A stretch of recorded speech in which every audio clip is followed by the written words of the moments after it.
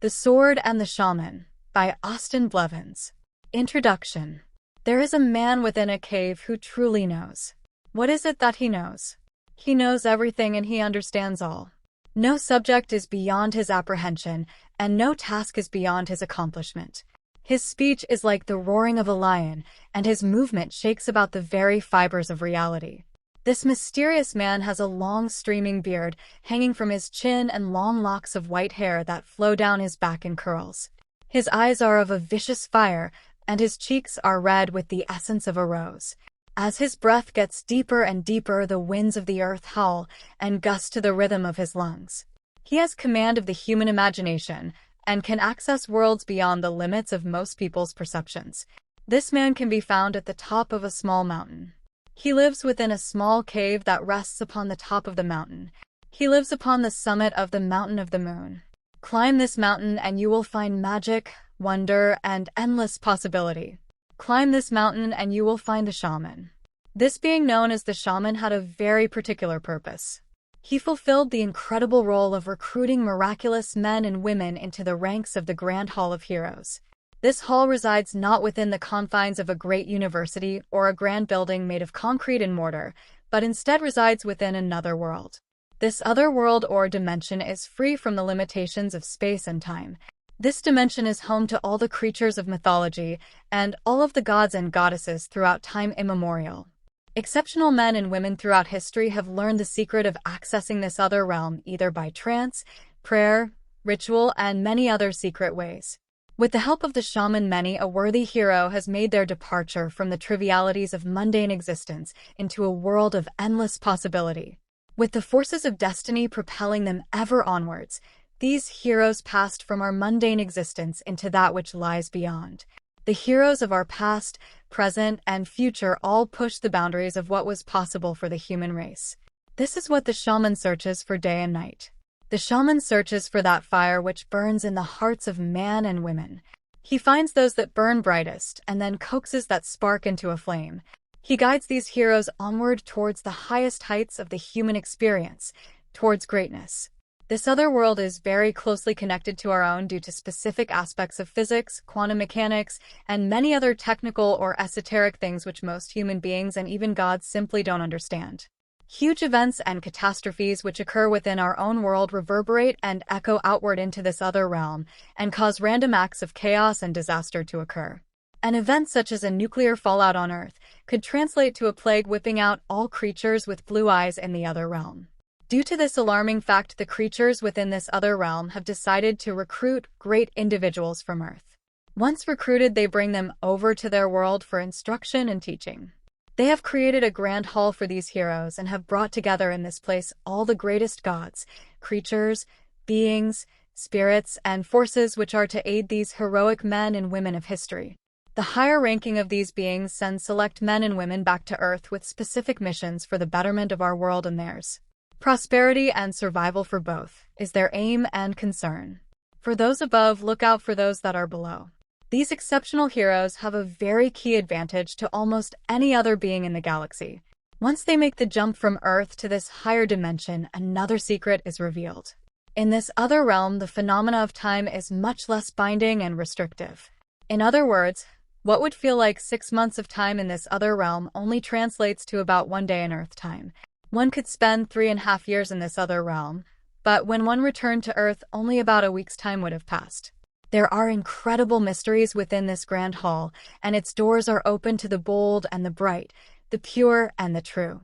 Long ago, the shaman had really high requirements and would only go after the likes of saints and holy men. Due to the chaotic nature of our times and the urgency which his superiors communicate to him, he has made some dramatic revisions to his system of recruitment. One must be willing to be a light that shineth in the darkness, as every hero surely is. Above all, one must be of light and love. Mark Cooper is a young man who is very much so of light and love, and little does he know what is in store for him. The shaman has set his sights upon this young man, as incredible magic is coming his way. The young man shall soon gain admission into the mysteries of this other realm, and shall take his rightful place within the Grand Hall of Heroes. And so it begins. Chapter 1. Just an ordinary boy for now. Mark Cooper was sitting in English class with his palms resting against his chin as he fought against the inviting calls of sleep. As he drifted off, his mind began to fill with the image of a large black jaguar. This creature was crouched low in the tall grass within a large jungle. A small creek trickled behind him, and birds chirped and flew about the air in this place he found himself visiting. The jaguar was about 30 yards away from him and was coming closer each second. Its hide was jet black, without one blemish upon it, and the eyes were of a fierce yellow. As he stared at its eyes, he became transfixed while the predator slowly began to close the distance. The jaguar advanced stealthily until it was within 5 yards of the boy. As he stared into the powerful creature's eyes, they began to swirl and swim with color turning from yellow to blue to red and back again. All of a sudden, the color of its eyes began to fill his whole field of vision. Weird images and symbols flashed about his consciousness. A very strong and ecstatic feeling began to pulse through him, sort of like an adrenaline rush but subtler. What is going on? The boy wondered as he realized that he was in a dream within a dream. At just that moment, the boy jolted awake as a loud slapping sound entered his awareness. He awoke, rubbing the sleep from his eyes, as he found himself face to face with a fierce and menacing specter looming overhead. This terrible creature was his English teacher. She bellowed, "That's the last time you fall asleep in my class, you dreadful child," as spit issued from her mouth. The overweight and fierce dark-haired woman then grabbed the boy by the arm and dragged him out of the classroom. He was then taken to the principal's office as he was once again told he would be spending another week in detention due to his lack of giving a damn. This was then followed by the regular lecture that he had more potential than the other students and so on. The principal told him that if he would just apply himself, then he could go to any college that he wanted. This would then entitle him to do anything he wanted with his life. The boy shrugged all these annoying notions off as usual and made his way out of the principal's office. The bell began to ring, calling him towards the end of his day of school and towards the evening, towards a little freedom. It was finally 3:15, which meant it was finally time to go home. Boy, was that a relief. He felt that if he spent 1 minute more in that dreadful school, he was going to spontaneously combust, or maybe even explode. These feelings seemed to be his normal state of mind, all scattered about and uncontrolled. The anxiety of high school hit some harder than others. The same could be said of life in general. 11, 27, and 39, the boy mumbled to himself as he fumbled his small combination lock about until it clicked open. His locker swung open to reveal an excessive pile of worn-out paperback books, along with a very messy array of tattered pencil drawings and various school papers. "What are you mumbling about over there, Mark?" a young pretty girl beside him announced as she smiled up at him. Her red lipstick shimmered and her white dress danced about to reveal the curves and lines in her thighs. She stood there twirling her long blonde hair about in her fingers in a rhythmic manner. She raised her eyebrows as she waited for the boy to respond.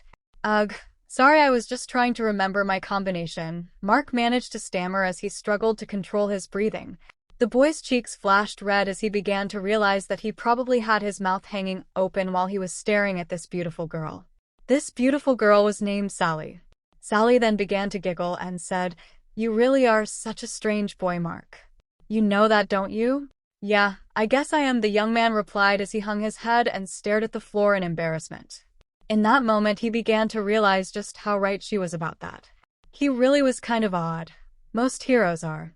He then felt a hand grab onto his shoulder as he was taken out of his thoughts and back into the moment. He looked up nervously to see that Sally had come up really close to him and had her body pressed up against his.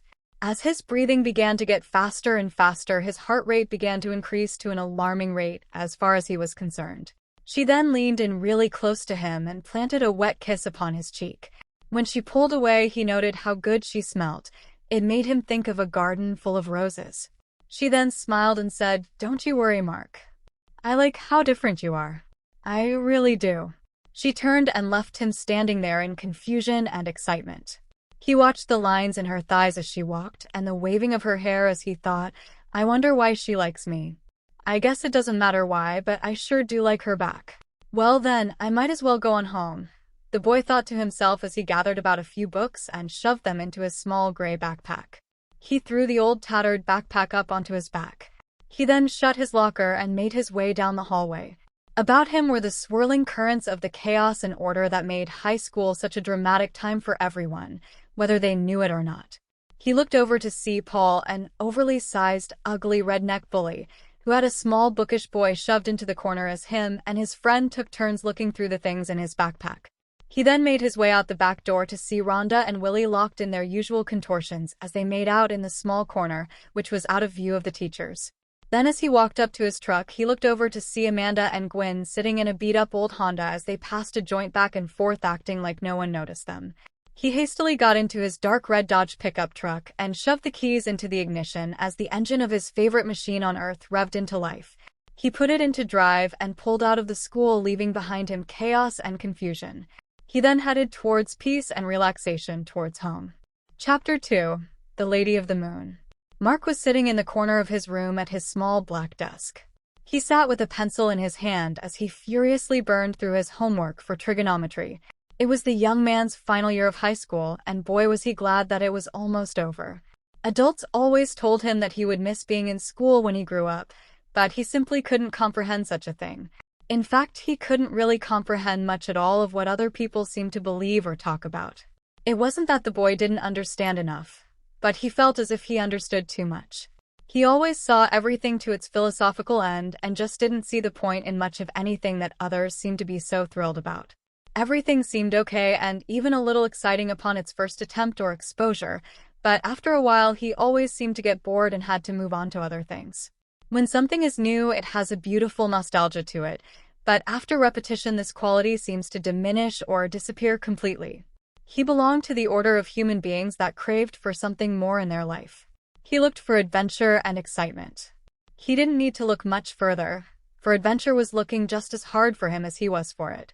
He then finished the last problem of his mathematics homework and crumpled it into his textbook. He slammed his textbook shut and flopped himself down onto his bed, relieved that it was finally time to relax.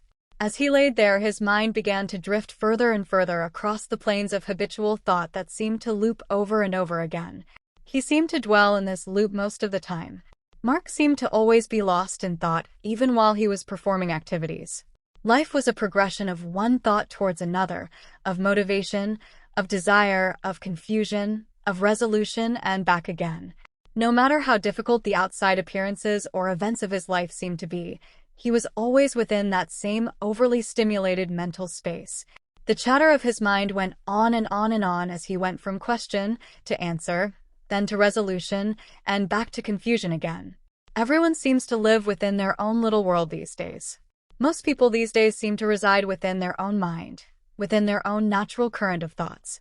After so much deep thinking, the boy began to get anxious and roused himself to get up out of bed. He rubbed his face with his hands before shoving himself into a jacket and making his way out the room. He passed through the living room and went out the front door.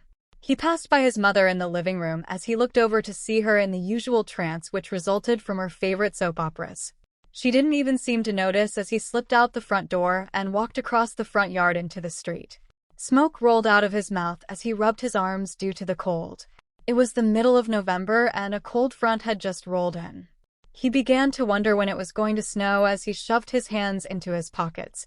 He and his mother lived in the rolling hills of North Carolina in a small apartment complex in Raleigh, North Carolina.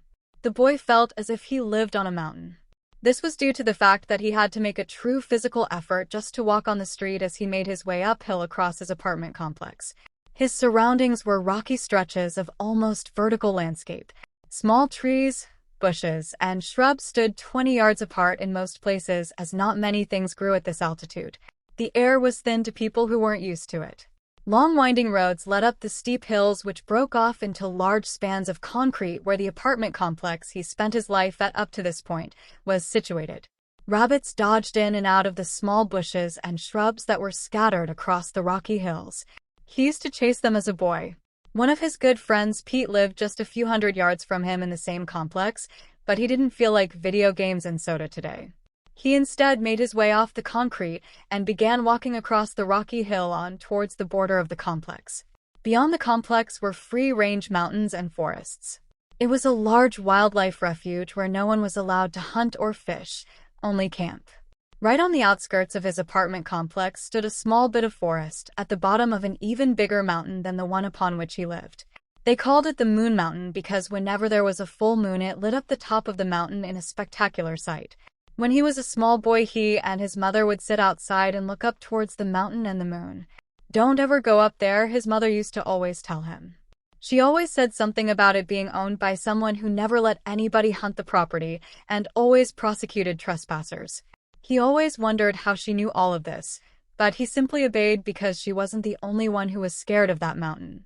All the boys at school constantly told stories about the mountain and how anyone that went up there would never be seen again. Some claimed that it was a secret government base where the aliens would land their UFOs.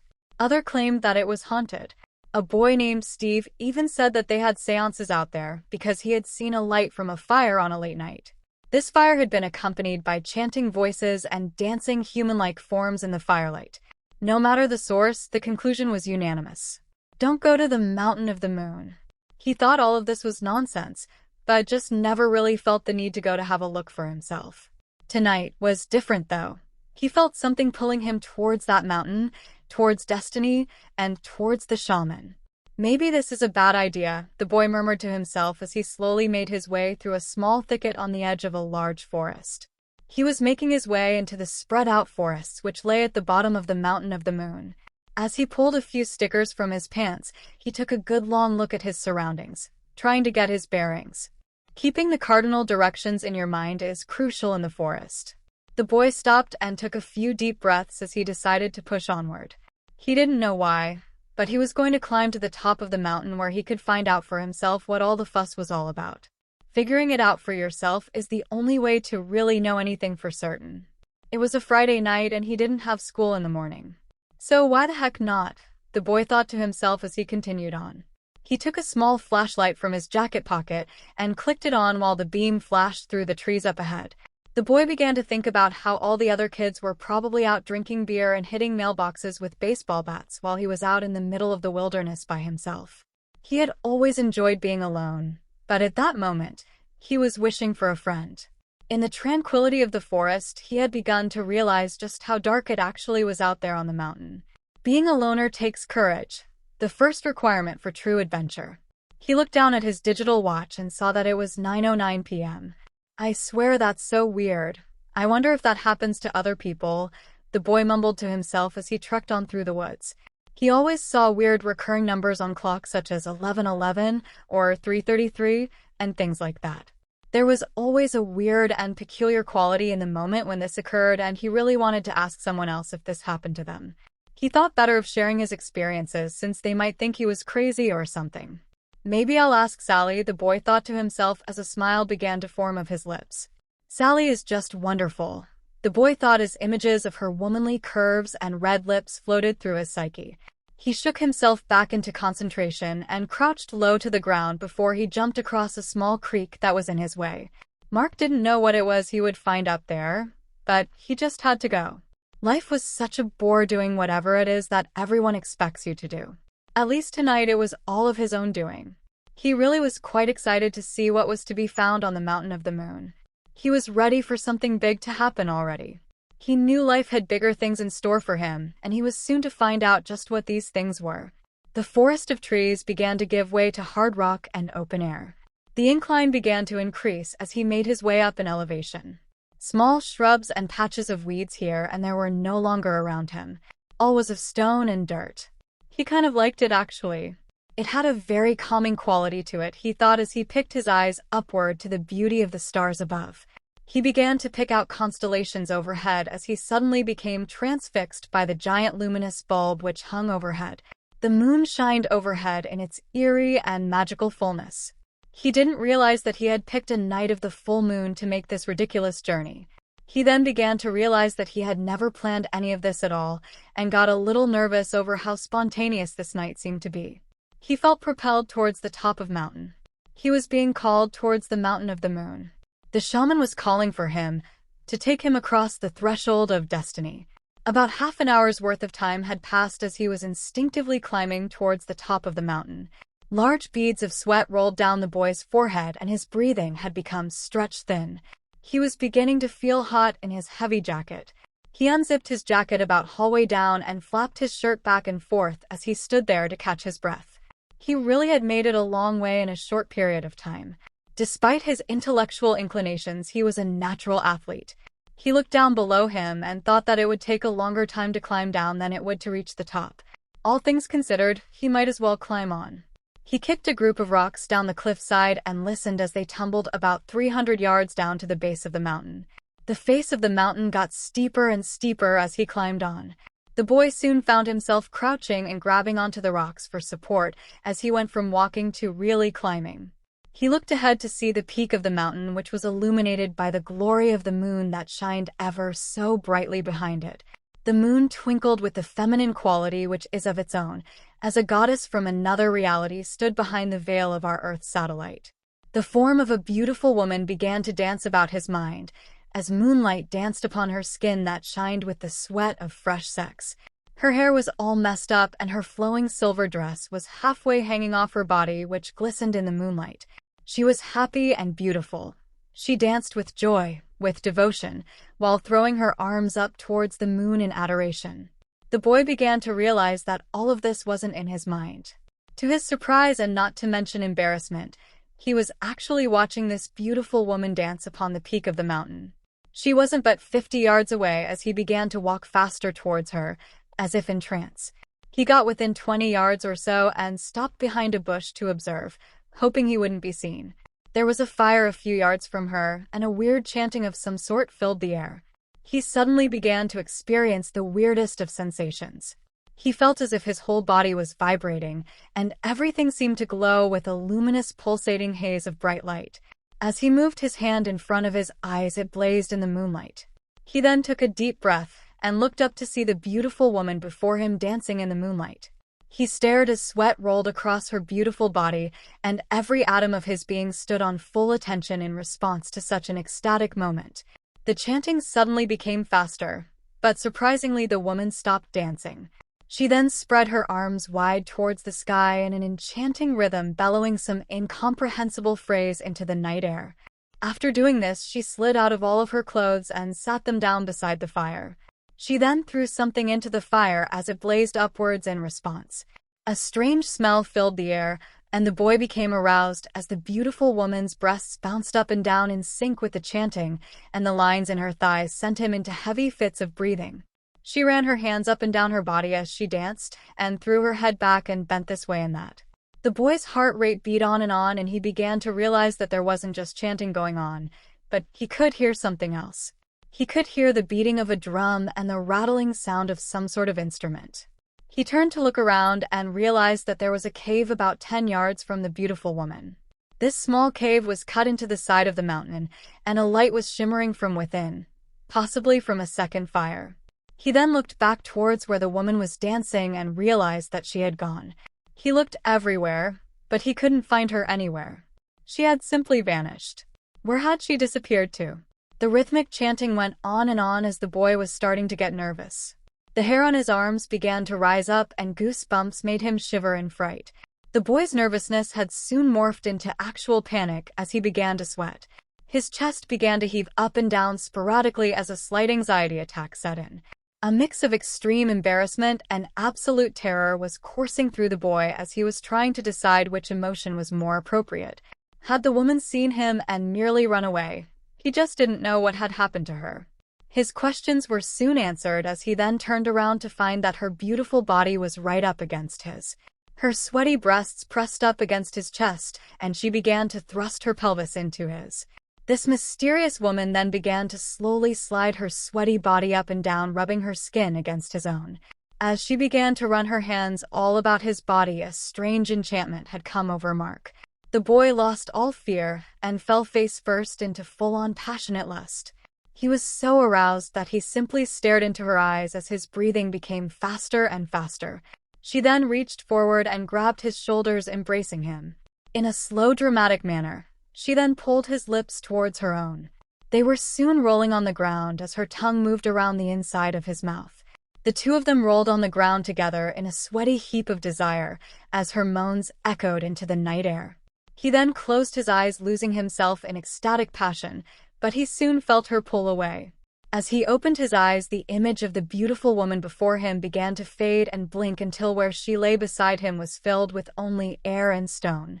He was left hyperventilating and sweating with nothing before him but air and stone. Where had she gone this time? He suddenly got to feet to run away as he realized that he must be going crazy. He ran smack into someone who grabbed him by the collar and pulled his face close to his own. He found himself face to face with a very serious-looking old man with a clean-shaven head and a dark complexion, who stood there in an old tattered robe of some sort. The man gave him a small shake and said, "Everything is all right, boy. Now if you would follow me, please." The man directed the boy the short distance towards the small cave as Mark slightly resisted, but the old man held tightly to his sleeve. As they made their way into the small cave, Mark noticed a small drum and a rattle of some sort sitting beside the fire. The old man motioned for him to sit in a small lawn chair beside the fire. The old man smiled wide and sat down in the one beside the boy. "What happened to that woman? Where did she go?" The boy asked as he sat there nervously chewing his fingernails and debating on whether or not to take off running towards his home. "That was no woman, dear boy. What you just met was the goddess of the moon. There are not many men alive who have got to witness her beauty, and even less so who have to go to experience her in a way such as you did," the man said as he raised his eyebrows at the boy. Mark looked at him with an embarrassed look upon his face and didn't seem to be able to speak due to his anxiety. "Nevertheless, it seems that she has chosen you, being that you came here while I sang my song to her. So you're telling me that she wasn't real?" Mark said as he nervously looked towards the old man. He soon found that he greatly relaxed, and he felt oddly comfortable within the old man's presence regardless of his recent experiences. "Depends on what you mean by real," the old man said as he simply shrugged at the boy. The old man was stirring some sort of bubbling liquid within a pot that hung over the small fire, catching the heat of the flames. "If you are asking me did it really happen, then my answer would be undoubtedly yes. I might even venture to say that was the most real experience of your life so far, but enough with such topics. Let's just start with the basics. Tell me, boy, what is your name?" the old man said as he stared with a smile on his face towards the boy. "My name is Mark," the boy stammered as the old man said. "It is a pleasure to meet you, dear boy, and I welcome you to a world of magic and fantasy, of endless possibility and infinite beauty. Most people call me the shaman, and you may call me that as well if you like. I welcome you, Mark, to my home on top of the mountain of the moon. Your journey is finally about to begin. You could feel it your whole life. That something was wrong. What was wrong is that you are a hero, living like he's not. It's time for you to fully embrace what you are. You are a hero, Mark, and every hero has a story. This is the beginning of yours. I hope you are ready. There is no turning back now." Chapter 3. The Parting of the Veil. About 10 to 15 minutes had passed since the boy had entered the shaman's small cave. He was sitting in the small chair beside the fire as his mind began to race once more. The old man just smiled and rocked back and forth in his chair, staring off in concentration. He seemed to be trying to decide something. Mark was very nervous. He just didn't comprehend what all was happening. After a few minutes had passed, the young man soon began to catch a hold of himself, and his nervous anxiety began to dissipate. The old man then bent down towards the fire and withdrew 2 small cups from within his robe. He picked up the cast iron pot off the fire and began to pour its contents into the 2 small cups. The stuff looked absolutely terrible. It was a dark brown liquid that looked thick and smelled even worse. It smelled like a mixture of herbal tire and swamp water. The old man then presented one of the cups to the boy and bowed, motioning for Mark to take the drink from his hands. The boy complied, more out of fear of the old man's reaction than anything else, while nervously staring at the terrible liquid that sloshed around in his cup. He then slowly began to sip on his hot cup of tea, or whatever it was. As he sipped the tea, a calming sensation began to go up and down his limbs and into his chest. It was quite invigorating. The sensation that came over him made him almost forget the terrible taste, almost. Mark took a series of deep breaths, trying to fight off the urge to puke as the old man patted him on the back. Mark finally settled down and looked towards the shaman, who then began to speak. "Well now, are you all right? I could see how you might be a little wary after such an experience." That uncanny trickster-like smile flashed on the old man's face as Mark responded. Yeah. I'm just a little confused, but I really like your cave. It's warm, the boy nervously said in response while he slurped on his tea. He was actually starting to like the taste of the tea, despite its first appearances. Ah, good, I see you are enjoying my tea. The recipe for that has been in my lineage for over 500 years, the old man announced as he sat looking into the boiling liquid which churned about in the pot above the fire. I doubt that it was just a good cup of tea you were looking for, though. In such a strange place as this, the old man said as Mark crumpled his eyebrows in contemplation. Now, what is it that you truly seek, dear boy? Why did you come to the Mountain of the Moon? People don't just show up here by accident, my friend. It takes a special kind of person to stumble upon such mysteries. I'm not exactly sure why I came here. I just felt a pulling to come here. It was as if I was being propelled towards something of great importance. So, I simply climbed up the mountain. It's really not that hard of a climb, you know. The boy replied as the old man let out a bellow of laughter, and a smile began to creep across the boy's face. I completely agree. Most people are too scared to even take one step, let alone actually climb to the top. All truth is covered by veils, dear boy, and only the brave and intelligent can pierce these veils. These veils can be pierced with the spear of love. For the treasures of heaven lie within one's own heart. One who is simply bold enough to throw open the doors of perception, the doors of the mind, can achieve anything. Imagination is the key, dear boy, and it seems you have swung open the door. The words of the old man weighed heavily upon the young man's mind. He sat there lost in thought over such heavy words. He had never met anyone who talked in such a magnificent way. He had not said one significant thing in the civilized point of view of most people. Never mind the opinions of normal people, it is your own opinion that matters. The shaman had just shook the very pillars of Mark's reality with just a couple sentences. Mark's mind had begun to surge with a new motivation and energy. His thoughts soared to heights he had previously glimpsed only in rare moments of revelation and reverie, which usually ended abruptly by the arrival of another hopelessly unanswerable question. He seemed to be drunk on his thoughts. Each new idea seemed to saturate his being with light. Oh, there was so much light that he felt as if he was going to explode. Mark, the old man announced as he shook the boy back to regular consciousness. Don't give way to wonder, dear boy. Truth is an addictive experience, and one has to get a certain feel for it at first. Otherwise, they get lost in a drunken sort of state. This drunken state is what people refer to as madness. A hero like you has no time for madness. Stay aware even when you find yourself in the presence of the gods. What good does a trip to heaven do for you if you don't even pay attention to what you are experiencing? Yes, sir, the young man said as he looked into the old man's eyes. As he stared into those starry eyes, he was reminded of the eyes of the jaguar within that weird dream from English class.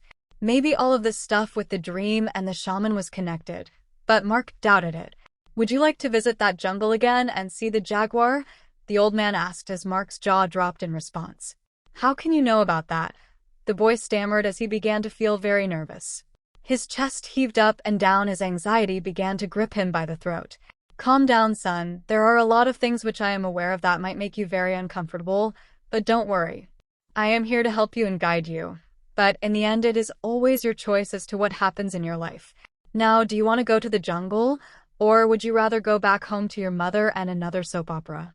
I don't see how that's possible.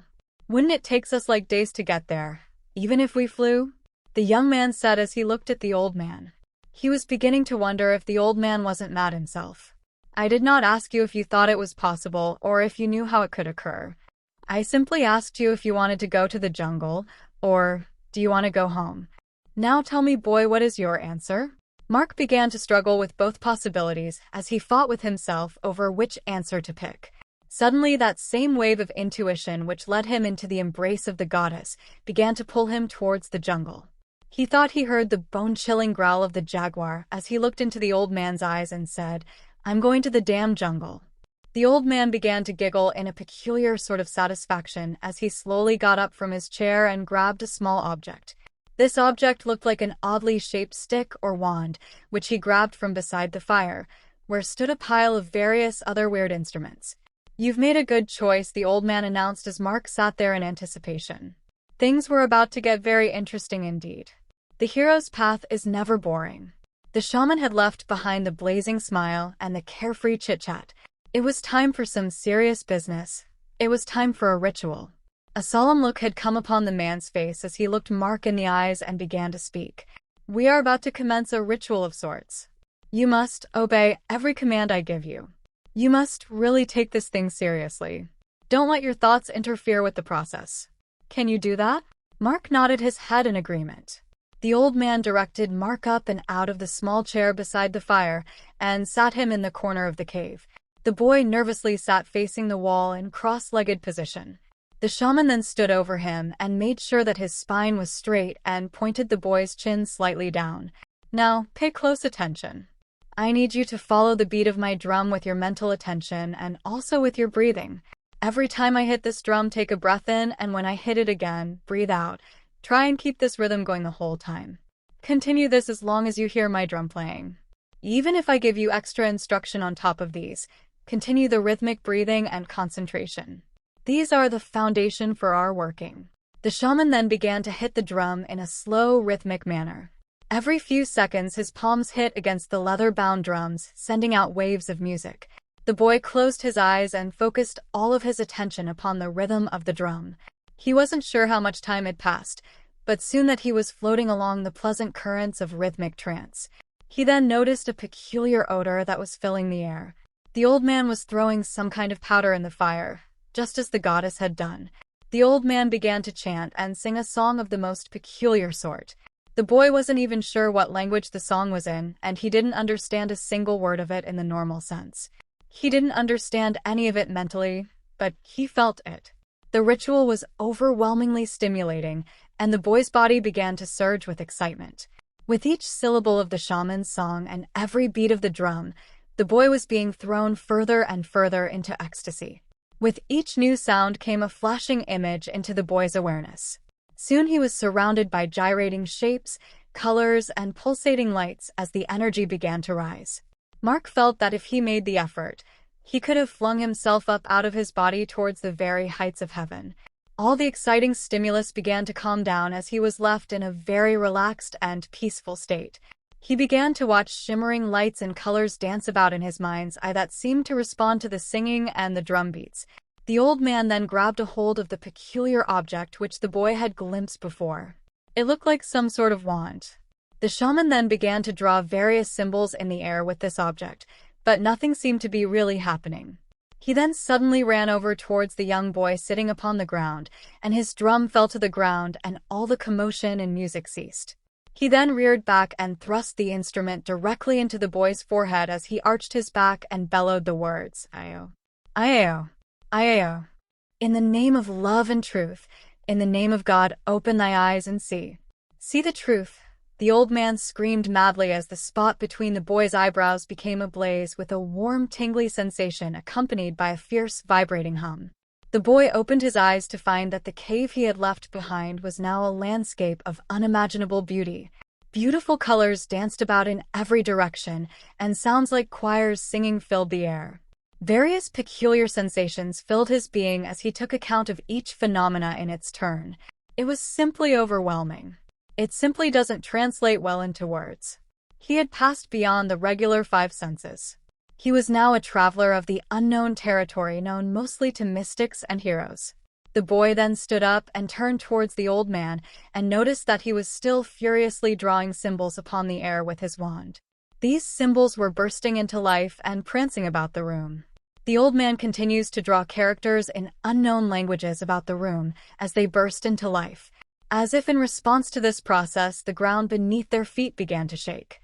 All at once, these strange glowing hieroglyphics, which were floating about in the air, began to shoot this way and that, where they stuck upon the cave wall. The boy began to look at each of these hieroglyphics, wondering what they meant. When he focused his attention on one, it would begin to morph into English worlds, then landscapes of various places of the world, then tiny elf-like beings would jump out of these portals, which were once letters. Mark was simply just overwhelmed as the elves danced in circles around him. The shaman giggled and danced in a rainbow of light and effects. It was simply too much. He was beginning to wonder what was in that tea. The whole of his surrounding began to calm down, and soon the boy found all the fantastic elements of his vision were dissipating. The room then began to fill with a purple haze or fog. The boy began to walk about as he explored this hazy phenomena. He soon heard a terrifying growl right behind him as he spun around to see what it was. He then found himself just a few feet from that fearsome jaguar he had seen in his dream earlier that day. But this wasn't a dream. This is so real, the boy thought in alarm as the jungle cat began to approach him. It then walked right past him, and the boy could feel the softness of its jet black hair as it brushed against him. It then stopped in front of the cave wall and sat down like a dog, its tail wagged happily behind it. The shaman began to wave his wand about once more and chant as a small portal began to form in front of the jaguar. The boy began to see vegetation, buzzing bugs, flying birds, and sunlight through the portal. The grandeur of the jungle resided through that portal, and he watched as the jaguar walked through the gap towards what lay beyond.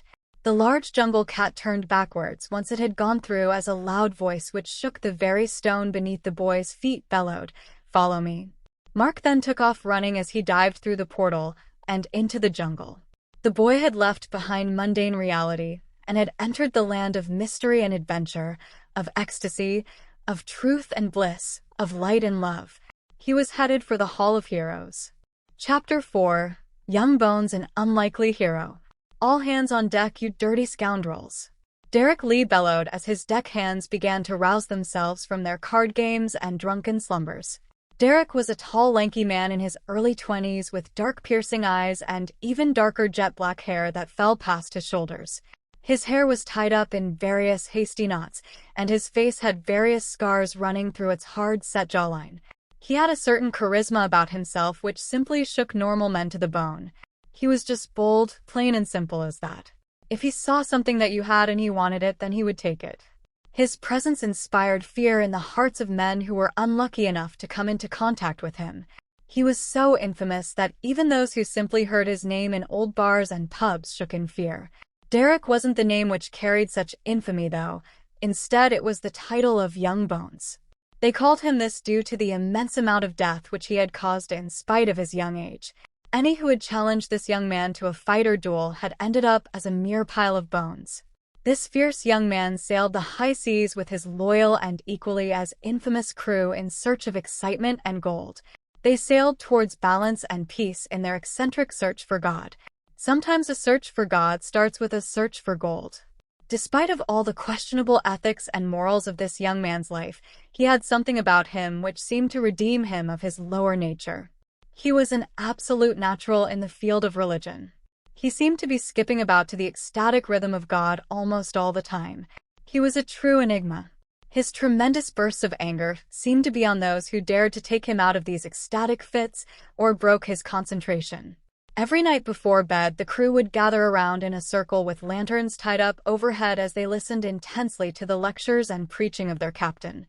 Every few weeks or so, the captain would pick a different holy book from whatever religion pleased him at the time. From that book, he would begin to read, and then they would all have discussion. Young Bones saw the unity within all the world's religions. Most religions truly have more in common than they have differences. He saw that each one had a lesson to get across. To cling to only one religion limited people, and by all means, Young Bones was no limited in any manner. This peculiar group of misfit holy men had a strict code that they each lived by. Yes, it was true that they stole and robbed and plundered many 100 vessels and homes across the Atlantic to the Pacific, but the morality of such ventures was still quite gray. They had a strict rule that allowed them only to steal from those who had far too much, and they always left them with a considerable amount behind. They also gave to the poor in equal proportion to that which they gained themselves. So for every 100 gold pieces they managed to scare the day's booming business tycoon out of giving them, 50 of the bounty they could put into their own pockets, and the remaining 50 they would cast at the feet of the poor to lift them out of obscurity into the ever-rising heights of opportunity. Young Bones strove to keep balance in the world. If you had too much, then he would take some of it. If you had not enough, he would give you what you needed. If you were lacking spiritual guidance, then he was there to help. His means were questionable, but the intention and results pure. This is what got the attention of the shaman. In regards to the various deaths which they were associated, his crew had another strict rule to abide by. They only killed those who had killed another before and had gotten away with it. They also tried to only kill those who, if they would have lived longer, would have resulted in many more deaths than their own. Killing was seen as an impurity amongst the crew, and, due to this, only the few on board who had killed once before were given permission to execute those who were chosen. Those who came upon the ship pure stayed pure, as far as the captain was concerned. This band of misfits surfed on the fringes of morality and stood completely outside of culture. They attempted to tip the balance in this cruel world towards peace and prosperity. If this had to be done through death and thievery, then so be it. Derek didn't care what others thought of his choices. He only cared about how much he made the world a better place and how many lost souls he led back towards the holy feet of the divine. Tonight was a night in which he would need his God more than ever.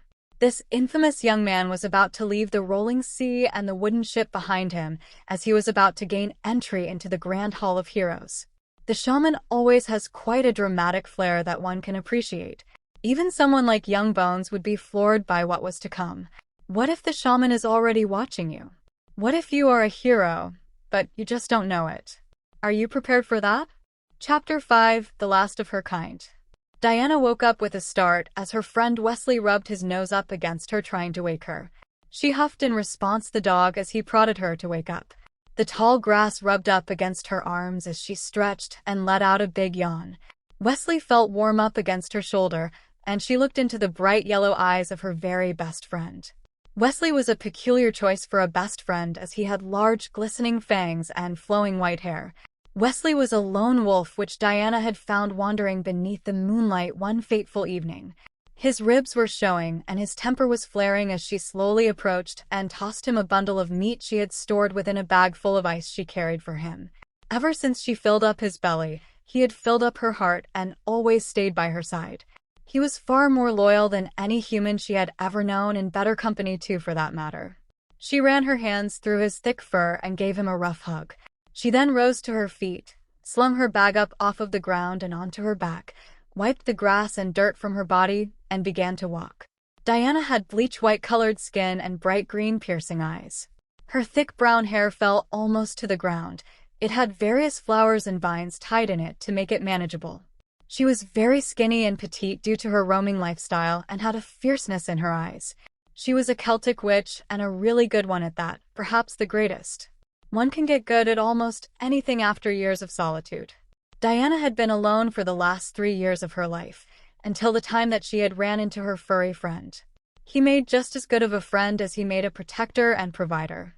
He would go out hunting at night as his howls rang through the moonlit air. Wesley would soon return with bundles of rabbits or small deer for her to eat.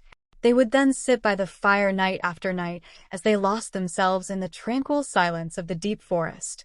The deep woods was the only place the girl could call home due to the peculiar events of her past. Her current situation was a result of the pressing ignorance of the time period she lived in. Diana was a young witch living through the blood-stained years of the Inquisition. She had belonged to a large Celtic coven, and in the middle of the night a troop of robed men carrying crosses barged into their homes. These crazed men demanded an explanation for the absence of God and their heretical offenses, whatever all that meant. After these verbal assaults ended, a group of armed guards took every man and woman that they could find into captivity. They beat them, mocked them, shoved them into shackles, and threw them into horse-drawn cages like animals. Death had come for them wearing the false mask of holiness. The devil burst into ecstatic laughter as he watched the men of God do his work for him. She watched from the safety of the woods as all of her kind were dragged towards their false judgment. She had luckily been out hunting when the crazed inquisitors arrived. She was the only one who would survive and be free. Tears fell down her face as she watched them drag her friends and family into the horrors of the Catholic prison or to the ghastly waiting list before the gallows. Killing had become a sport during those dark ages, and the flaming spirit of true religion was stamped out, almost completely, by the ignorant. This flaming spirit of divine light lived on in the pages of obscure manuscripts and the hearts of good souls such as Our Lady Diana, mistress of the moon and the forest. Her coven was slaughtered and enslaved, but she would prevail. Yes, she would prevail. She wandered on and on as the months turned to years, and the painful sorrow slowly turned into a distant memory. All she had was a small hunting pack and an array of mystical books which she carried around with her. She had these books due to her mother's solemn persistence for her to become a master of the art. These books covered topics such as astrology, card reading, meditation, summoning spirits, and telling the future. Things such as this were once prevalent in the world. She and Wesley had wandered about throughout the day, mostly gathering food and doing various religious devotions. Her life truly was spiritually pure. Like a monk, she lived a simple life tinged with heavy spiritual discipline. Soon the daylight faded and night dawned. The moon was full tonight, and she could feel its power. The girl sat beneath the glowing splendor of the full moon as she had an array of tarot cards spread out before her on the grass. A small fire flickered before them and kept her and Wesley warm. Wesley licked one within the spread, and she took this as a sign. She picked it up and examined it in the moonlight. It was the card titled The Hermit. This card consisted of an old man in a cloak with a long wooden staff in one hand and a glowing lantern in the other. He traveled through the darkness by aid of his lantern light. Unknowingly, she was looking at the symbol of the shaman as he had his sights equally upon her. He sat upon a similar fire a few hundred yards off as he tracked her and her furry friend through the deep woods. No one had ever caught the clever young woman before, but he intended to catch her and bring her into the ranks of the Grand Hall of Heroes, where she would be further instructed in the art. He just didn't know how everyone was going to feel about her furry friend. The girl had a weird taste in friends, that's for sure. Chapter 6: The Shaman and the Storm. Young Bones and his crew sailed along beneath the blazing sun of a midsummer day. It was the year 1660, and piracy was almost a common occupation. Young Bones and his crew struck fear not only in civilians, but also in the hearts of the other pirates who floated the seas. Even amongst other infamous pirates was he still revered and feared, but mostly respected. No one messed with he and his crew. It was that simple. He was sort of a folk tale told around port taverns and ships. He was a living urban legend. Everything looked peaceful and calm as the crew members passed a bottle of rum back and forth and threw a pair of dice upon the floor. Their howling laughter and slurred words echoed through the salty air as the captain watched on in amusement. That was the most important role of the captain, or any leader among men. He always watched from a distance and seemed to look on from above. It was like he stood outside of all the gossip and drama which naturally occurred when 24 men lived on the water 11 months a year without one woman on board. It was said that to have a woman on board, besides a hostage, a pirating vessel was bad luck. It was the kind of bad luck that drew dangerous storms and sea monsters of legend. Derek knew this to be nonsense, but he let his crew believe such notions nonetheless. He knew that women tend to make a man unfocused and dreamy. Man's convictions seem to sway to the whims of their wives and mothers more than is healthy or beneficial to the following out of his purpose in life. This view may not be shared by all heroes, but it was Young Bones' way of seeing things. To be off from the world and its toils with time, bills, rules, cultures, beliefs, and especially sex was the truest taste of freedom a man can have. Out here on the water with his crew, Derek felt as free as the seagulls who floated above. Like the birds, he flew and soared upon the airs of destiny. The title Young Bones was a small price to pay for such freedom. He wouldn't trade his infamous life for the world. Little did he know that in desperate times such as these, even he can be considered a hero. The shaman watched him from afar in a small wooden boat which he paddled dully in pursuit of the ship which carried the infamous Young Bones. This small wooden vessel stopped just outside of view of the various watchmen the boy had at the front and rear of the vessel. One can never be too careful when being a pirate. Brute force and cunning could solve most problems, but nothing was a good substitute for common sense. The old man threw up his sail in union with the rushing winds which began to descend upon the water. The crew began to cork up the whiskey and gather the dice into their bag as the sunlight began to fade towards evening. A storm was coming, a big one. With the coming of the evening came an eerie silence and a slight pickup in wind speed. Ready yourselves, men. The weather is acting strange, so even if you're dead asleep, be ready for my call. Keep the whiskey light tonight and get me some coffee brewing. I will stay up and watch on this night. A shout in agreement was bellowed from many a member of the crew. This wasn't that awkward and uneasy submission to authority like most people in power experienced, but a true love blazed in the hearts of the crew for their captain. Each and every man upon the ship looked up to and adored the captain. He was their leader in combat, philosophy, religion, and most especially in action. The only way to lead is by example. Nobody was kinder than the captain, and nobody had a better right hand either. Each new crew member had to take an initiatory hand combat lesson from the captain himself. This not only helped him to get to know each member of his crew closely, but let him test their limits and help them control their fear. For no one can cause such fierce fear in others as one who fights in the name of truth. After many a bloody noses and black eyes, the captain always remained happy and smiling. One could respect a leader like that. One could love a man with such light. For he really was of light and love. Sometimes heroes can be hard to spot. The shaman came closer and closer as darkness fell upon the water. He began to play his flute as the eerie lullaby hummed through the air. Pan had given him the flute as a gift. It wasn't quite like Pan's own flute, but had some peculiar powers of itself. The captain's ears perked up as this melody came into his awareness. A slight trance began to fill him, and a violent flash of lightning erupted 50 yards south of the stern of his vessel. Stinging rain began to fall from the sky, and the bursting swell of the waves began to get louder and louder. Booms of thunder awakened the members of the crew from their drunken slumbers. The ship began to rock and sway more and more heavily as a storm began to close in on the captain and his crew. The storm grew in intensity as the shaman played his flute faster and faster. The shaman saw his prize and he intended to get it. His methods could sometimes be messy. A storm is quite a spectacle from normal circumstances, but in the middle of the deep ocean it is another affair altogether. One's very existence hangs on the whim of the invisible God who directs the currents of the air and the striking lightning. As the great ocean currents swelled, giant sweeping waves crashed into the hull of the boat, and a stern silence of apprehension began to grip the usually rowdy crew. Everyone's knuckles turn white as they clutch rope in hand to the sound of the captain screaming, "All hands on deck. Give it everything you got. Nature will never hold back her blind fury, so hold back none of yours. We have God on our sides today and always, my dear friends. If we die tonight, at least we die doing what we love. At least we die while following out our purpose. All hands on deck like your life depends on it, because it does." The crew scrambled out of their barracks and took hurried sips of their whiskey and lit large cigars as the embers hung from their lips and the smoke filled the air. The captain looked on in his usual unattached fashion, but a fierceness was in his eyes tonight. Nature had challenged him and his crew to a duel, and he was ready to fight to the death.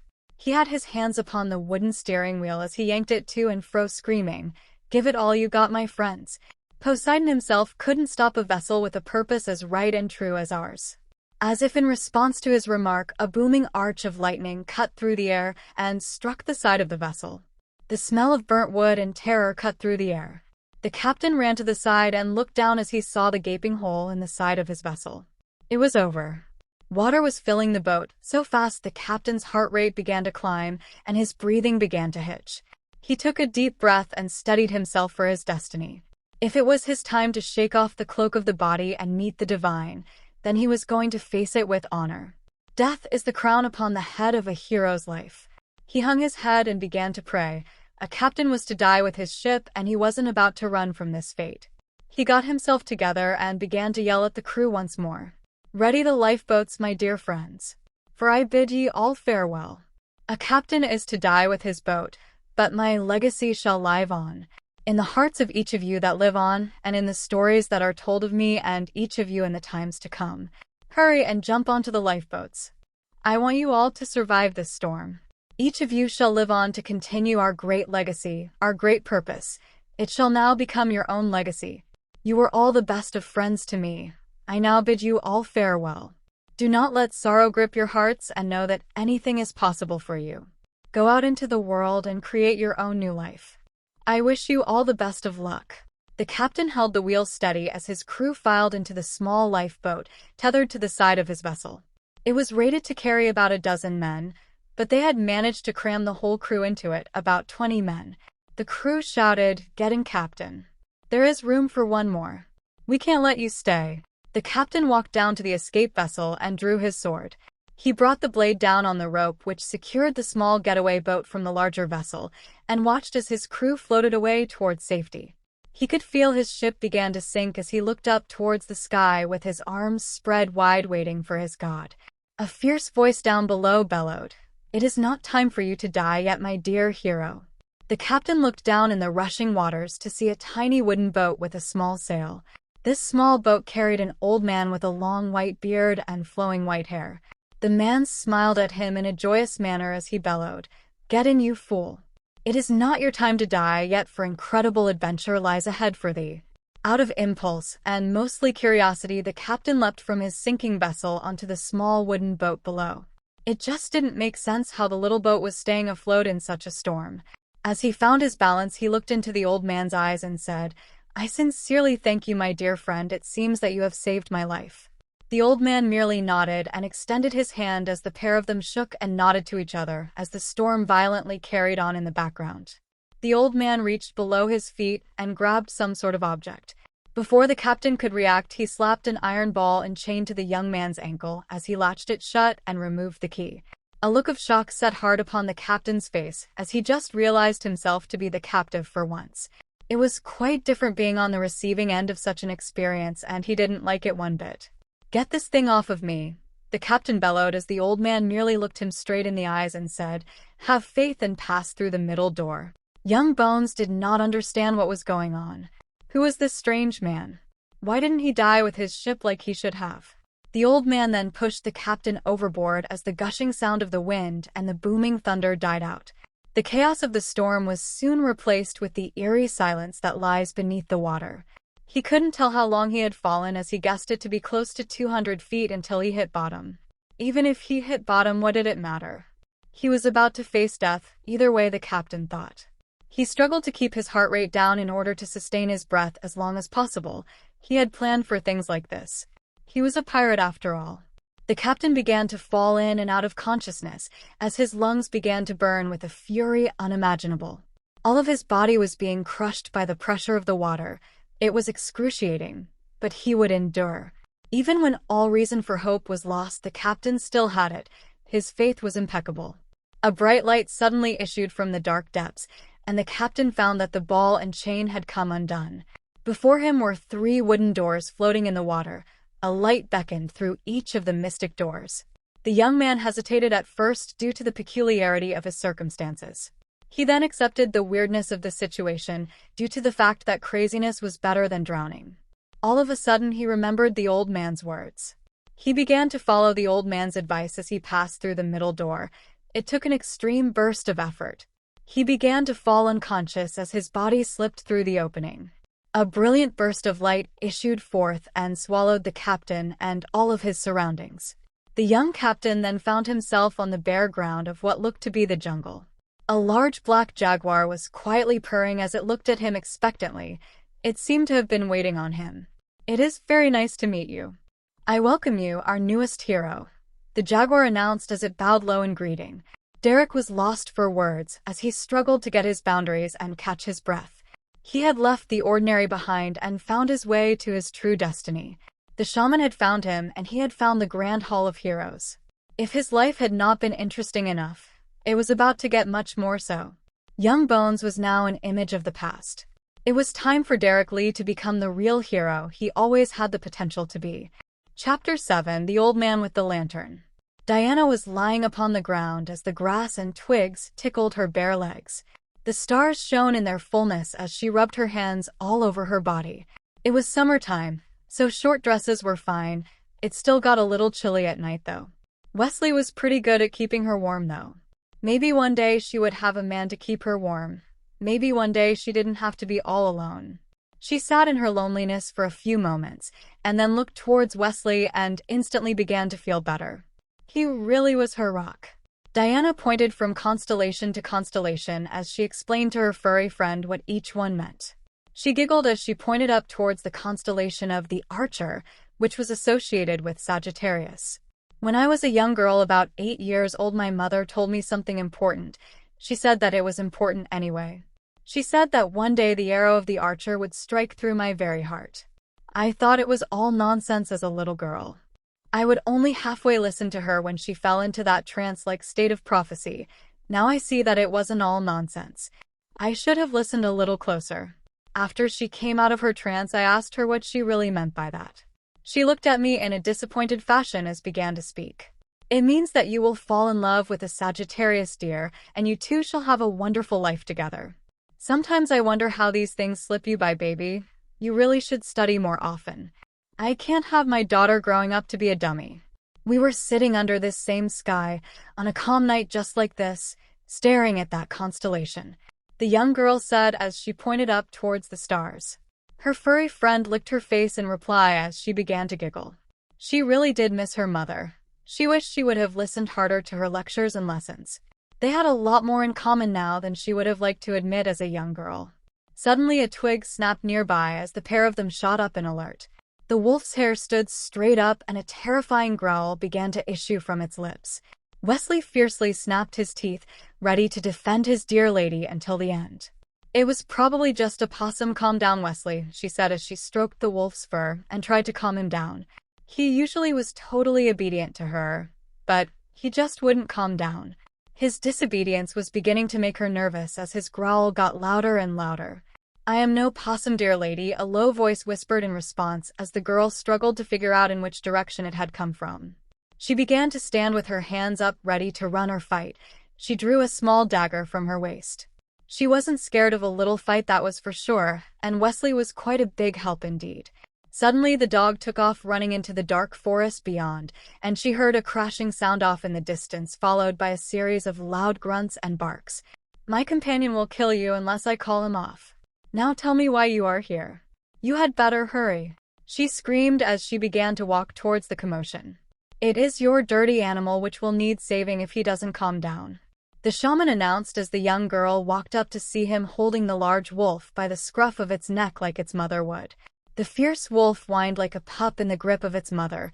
Diana had never seen Wesley be bettered by anything or anyone.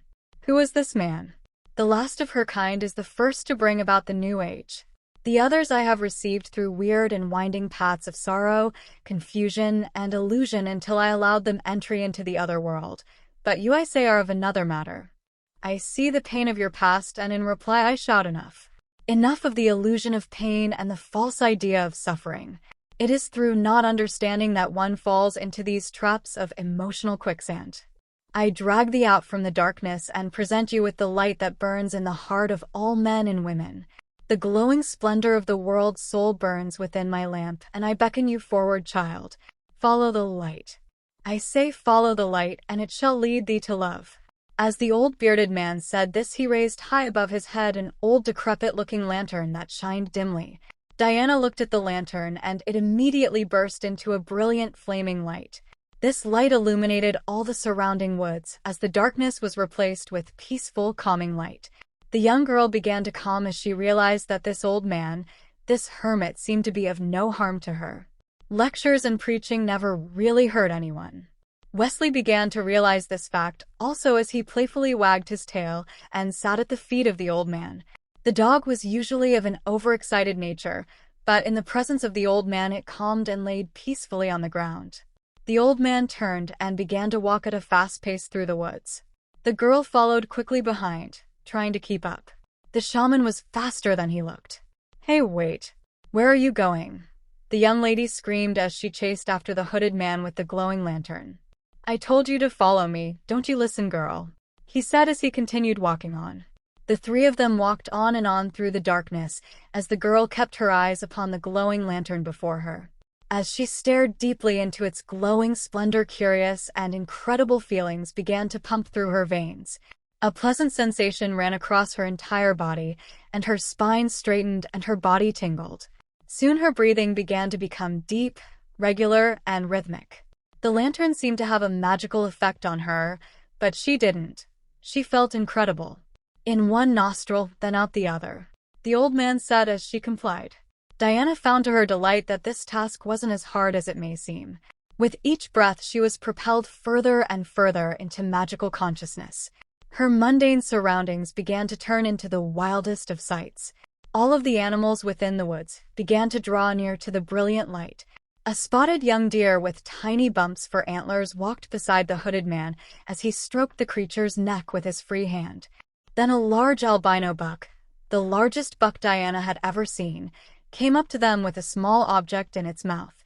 At the shaman's command, the huge white deer spat this small item into his outstretched hand.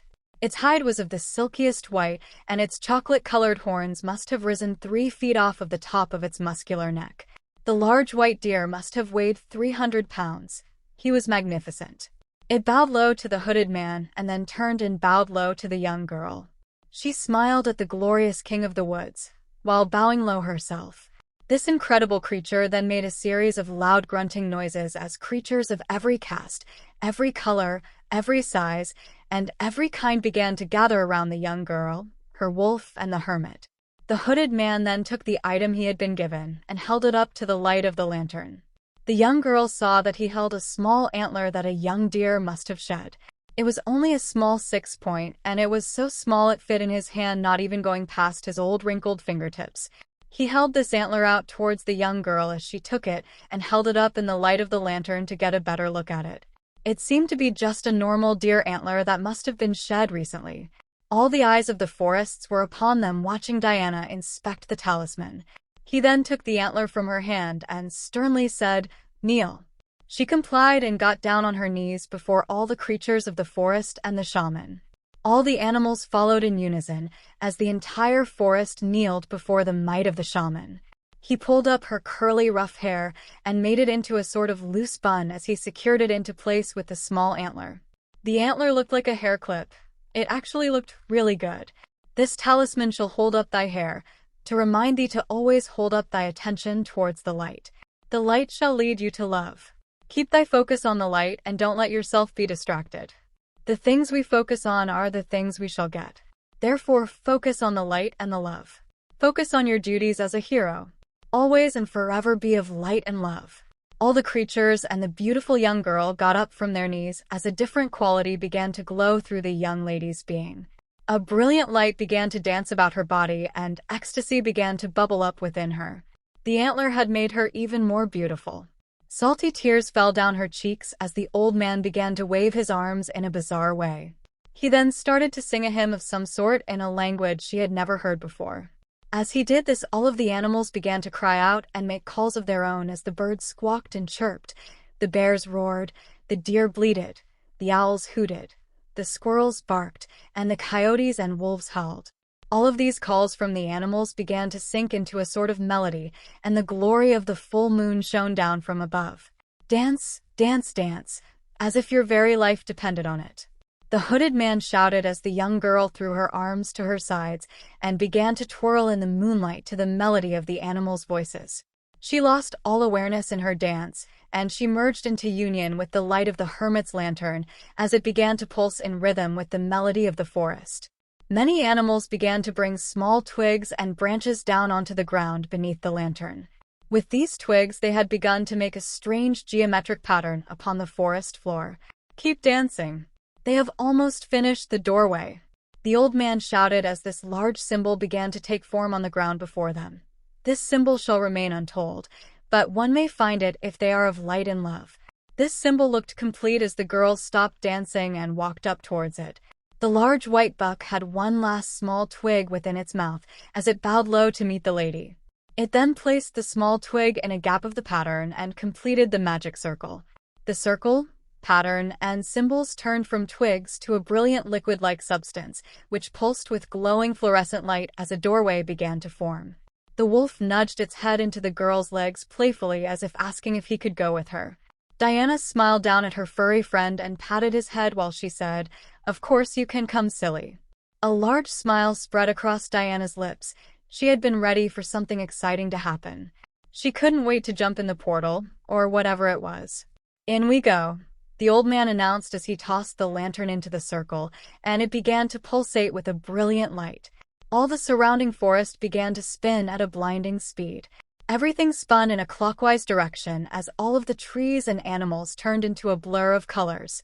The three of them then jumped into the portal as they landed on the other side, into that other world which is joined to our own.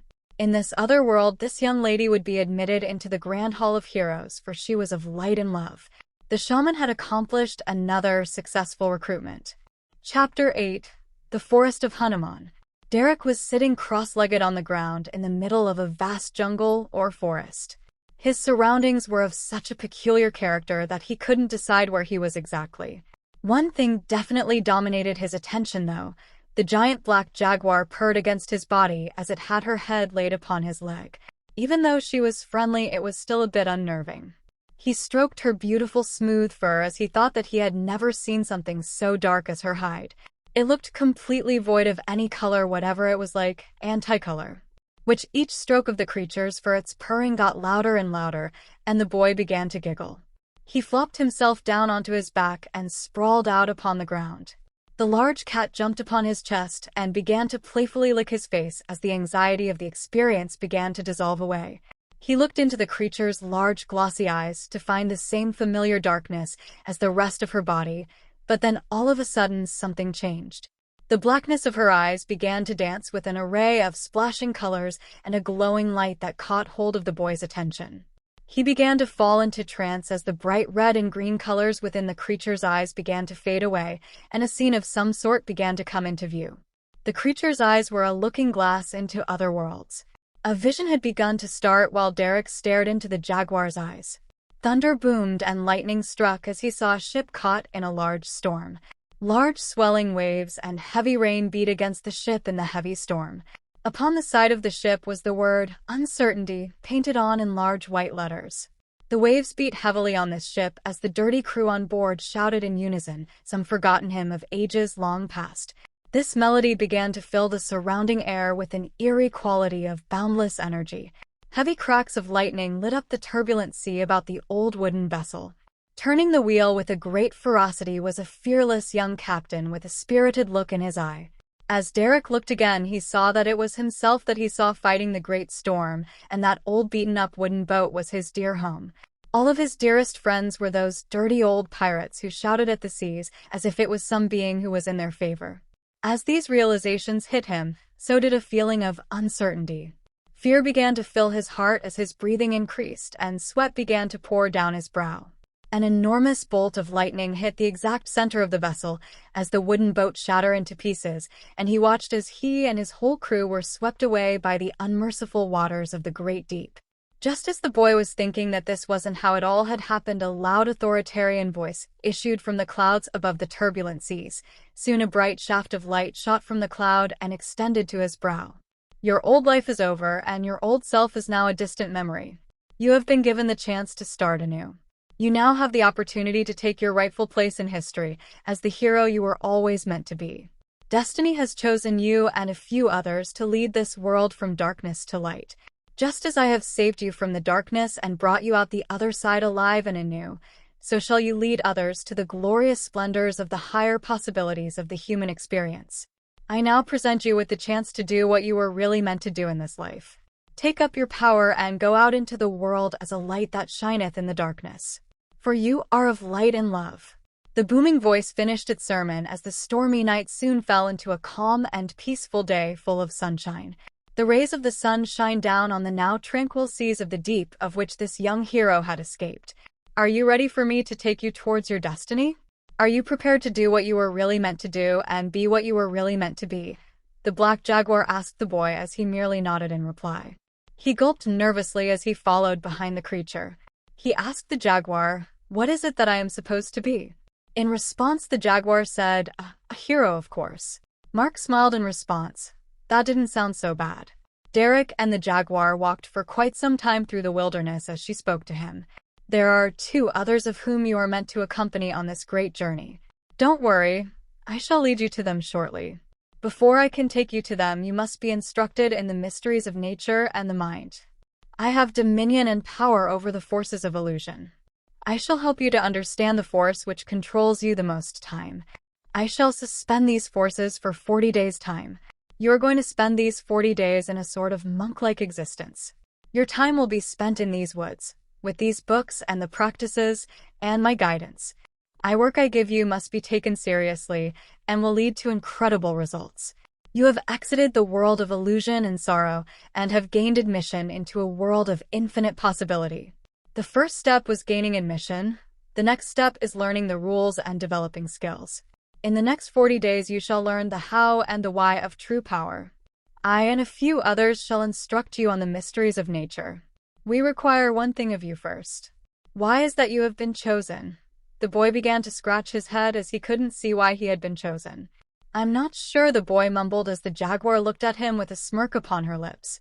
I think you do, she purred as the clouds opened up once again, and instead of the booming voice of the divine yelling, it was Derek who shouted, "It is because I am of light and love."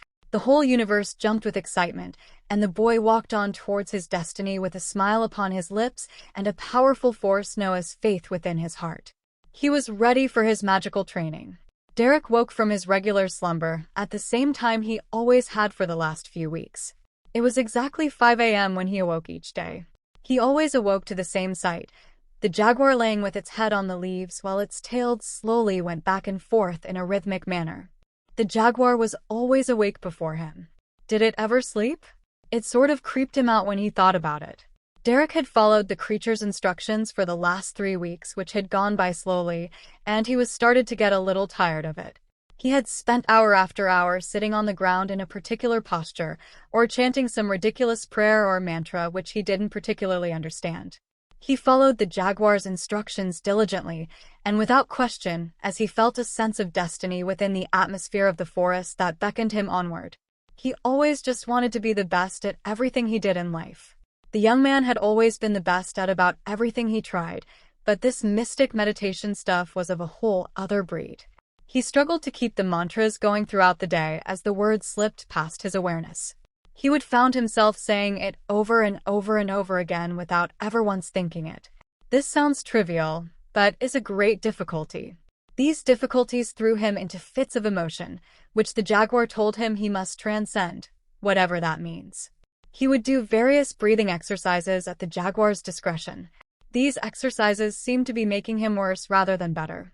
One of the particular breathing exercises would cause him to burst into tears, while another caused shouts of anger and frustration. He felt like a pot of water which just kept boiling over and over. The jaguar told him this was natural. Purification came before real progress. It was just how these things worked. The wise jaguar would sit with him in perfect silence and stillness throughout these periods of intense meditation, as if to show him it was possible to master these things.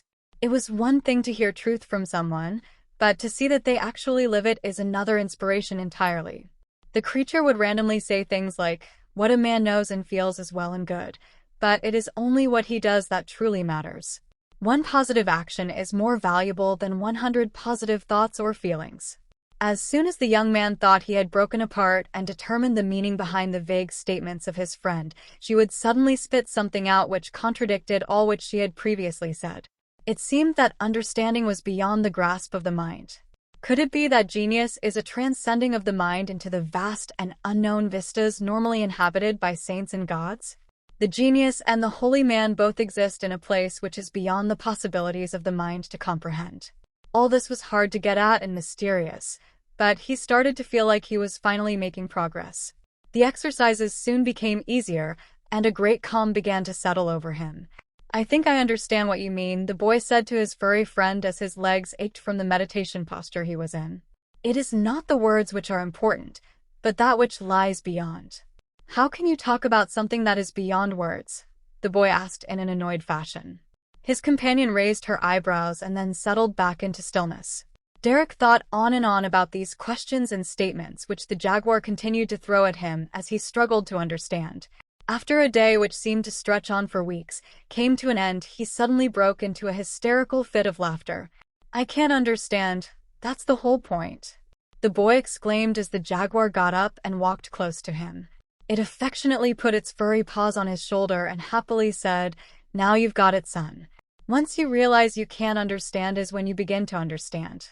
This is the difference between knowledge and wisdom. This is the sphinx which guards the sanctuary. The password to enter is balance." The boy and the jaguar broke into hysterical fits of laughter together as the great realization of the saints and philosophers flashed through his mind like a bolt of lightning. Life was so full of people grasping and trying to seize control, but now he saw the truth of it all. When one lets go of the desire to have power, he is then given all the power he could ever desire. Cause and effect occur simultaneously. Good cannot exist without evil, and behold, the choice is yours. The arrival of understanding is the birth of responsibility.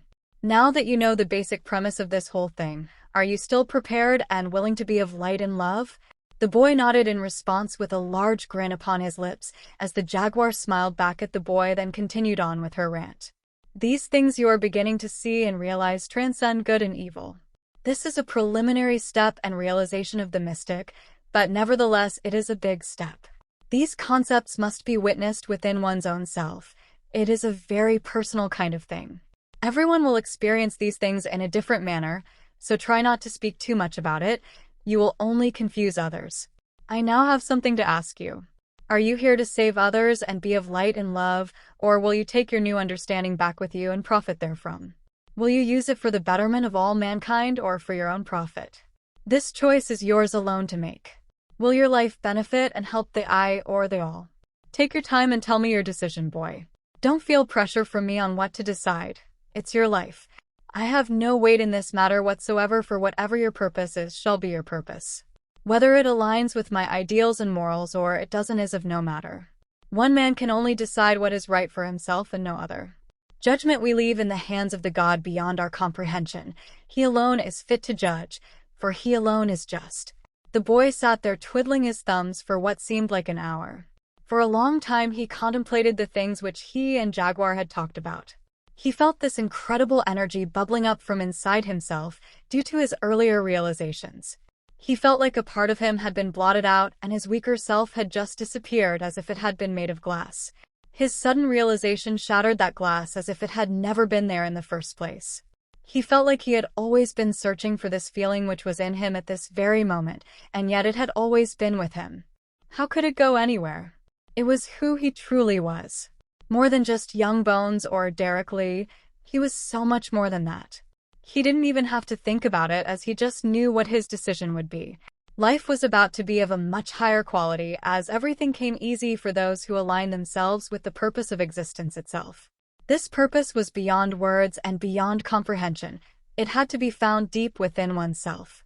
There was only 4 words which expressed this purpose and his decision accurately, he thought as he exclaimed these 4 words aloud. The jaguar jumped back in surprise as he bellowed. Of light and love. I decide to be of light and love. His furry friend smiled back at him and said, Good decision, my dear friend. Now you may be trusted with the real secrets. I shall now teach you an exercise which will bring you great power. This ordeal will enable you to accomplish the ends of your purpose. Reveal this practice only to those of light and love. You will do these practices I give you for a consecutive period of 7 days. These practices will be followed by a secret mantra that I shall give you to recite on the 7th day. Then something shall occur which will tell you how to accomplish your destiny, or at least lead you to the next step. We shall begin now.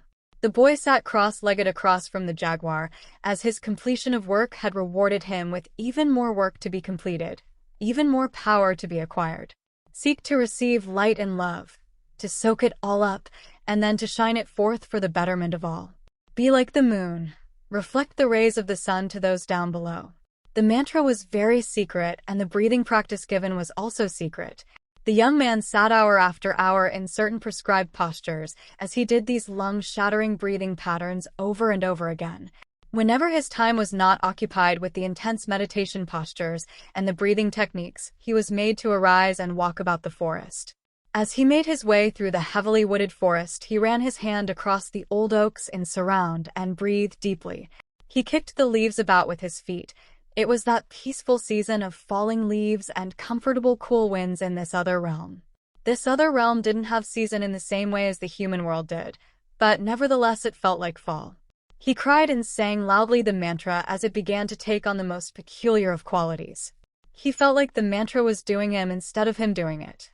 He was bounding through the woodland at a fast speed, like some sort of hunter chasing after his prey. The jaguar hung back in observance as its yellow eyes flashed in the background. Derek took a deep breath in between each repetition of the mantra, filling himself with energy, or as the jaguar called it, prana. He felt like a spring that had been held down and was suddenly let go of. After the deep breath, when the mantra sprang from his lips once more, a great burst of energy escaped through all of his being. He would then begin to giggle wildly and throw his hands towards the air in adoration as he bellowed, I come to the great god Hanuman. For thee is in the hidden forests and the glorious company of Ram. The monkey god of unmeasurable strength and power is within my sight, and I see thy light as I chase in pursuit. The boy carried on like this in a crazed devotional manner for quite some time. He took off running towards a bright, shimmering light that lay about 30 yards ahead of him. He wasn't about to let it get away. No visible form in the light was noticeable, except an extremely vague appearance of two large brown muscular feet covered in gold and jewels that shuffled through the leaves ahead.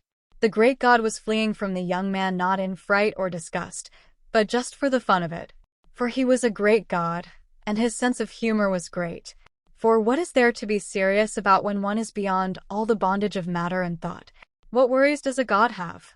Hanuman dances about on the great stage of bliss to the symphonies of laughter and joy. The great god's laughter rang through the forest as the boy ran faster and faster in pursuit. Suddenly the laughter came to a halt as the boy ran smack into the great god's outheld staff. As the boy came crashing down upon the earth, he found the muscular and glowing form of the great monkey god standing over him with a huge smile upon his face. His lips did not move, but shouting joyful words echoed through the boy's mind as the god began to communicate with him. Just as my staff has knocked thee to the ground as with ease, so do I obliterate and tear down the dualistic worries and anxieties of your mind. For that which appears to be many is truly one. Give up thy self-afflicted worries and sorrows, and place yourself within the current of bliss which runs between the yin and the yang. For there shall ye find me, the one that possesses infinite power, strength, merriness, and glee. I love thee. Young hero, take from me a talisman to aid you on your great adventure.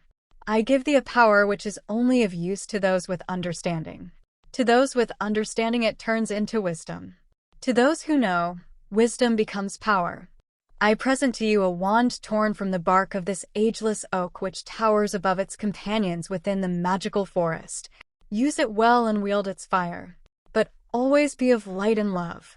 For I love thee. I love thee. I love thee. Because you love the human race and want to save it from darkness. Just like me. I love you. A loud crackling sound erupted as the old oak tree beside them shot about 300 feet into the air while making groaning noises. It began to grow larger and larger in size as its bark began to age beyond anything the boy had ever seen. Its bark resembled rock or fossil more than bark, and its branches stretched out of sight as all was covered in its shade. The great tree soon began to gyrate and shake its limbs as golden acorns began to fall to the ground. These acorns were huge, like little baseballs that shimmered with light.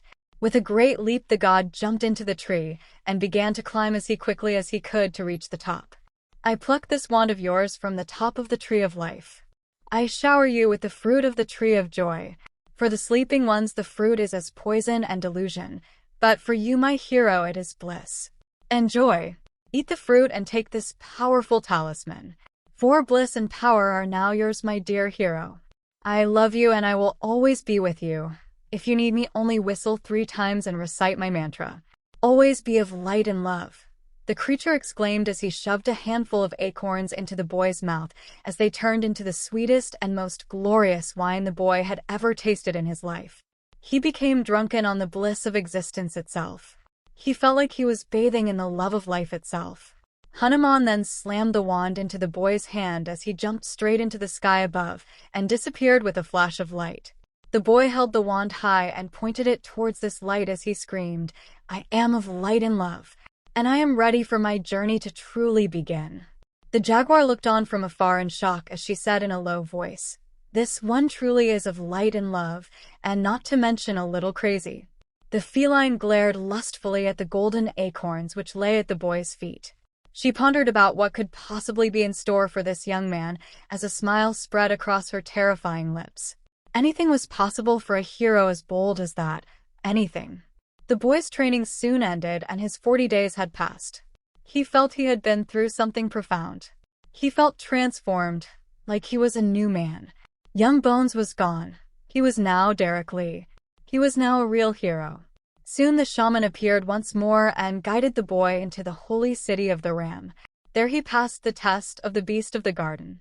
He then passed by the guardians of the pyramid. In this pyramid he answered satisfactorily the riddle of the Patronex. After a little bit of wandering through dark corridors and winding tunnels, he found his way. He had made it. Derek Lee had made it to the Grand Hall of Heroes. Chapter 9. Diana's Magical Training. Diana emerged from the portal in a flash and landed on her back with a thud. She picked herself off of the ground to see that she had landed on a street made of yellow bricks. These yellow bricks had blue trim on the edges. It was very pretty. She dusted herself off and began to look around. She was in the middle of a large city. Many different people bustled all about her, causing her to have to step out of their way. These people around her all had on different colored robes. It was all very strange. She was scared and didn't understand what was going on.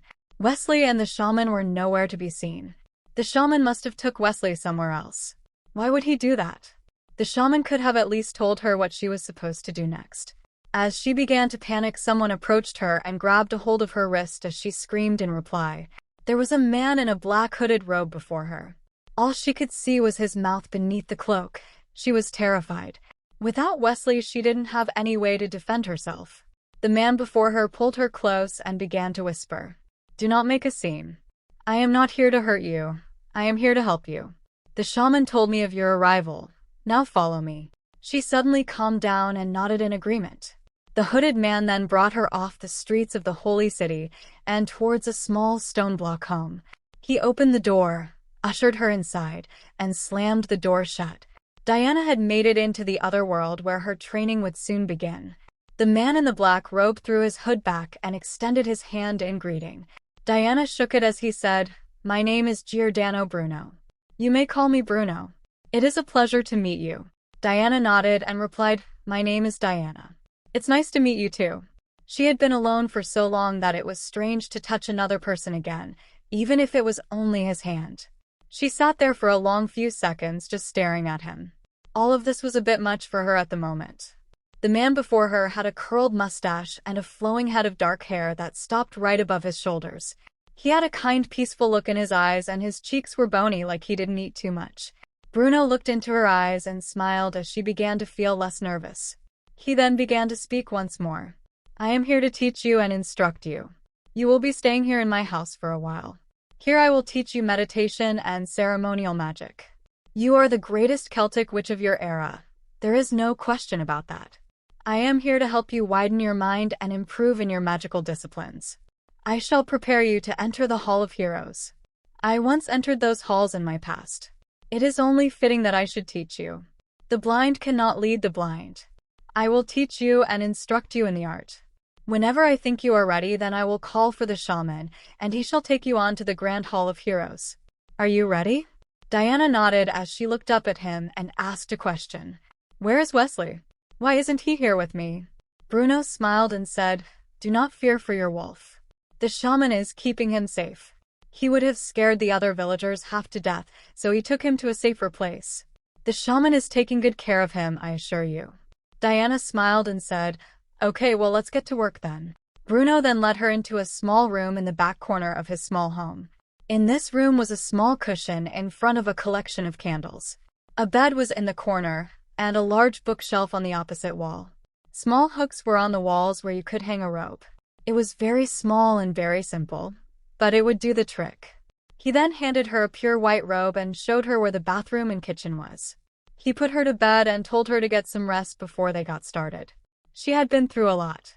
He wished her a good night's rest, extinguished the candles in the room, and shut the door. Before the door shut, Diana had already fallen asleep. She was exhausted. It had definitely been a long day. Diana awoke to the sound of a bell ringing through the air. Above her stood Bruno in a monk-style garment. It was black and kind of looked like what a deacon would wear in an Orthodox mass. He stood smiling down on her as she rubbed her eyes and got up out of her bed. Per his instruction, she washed herself and then got changed into her robe. When she was done, she came out to the dining room to find him sitting there expectantly. He motioned for her to join him, and she took a seat at the small dining table. On the table was a stack of about a dozen books, and a candle was burning. He then began to speak. "These books will guide you in your studies. Read them all from front to back.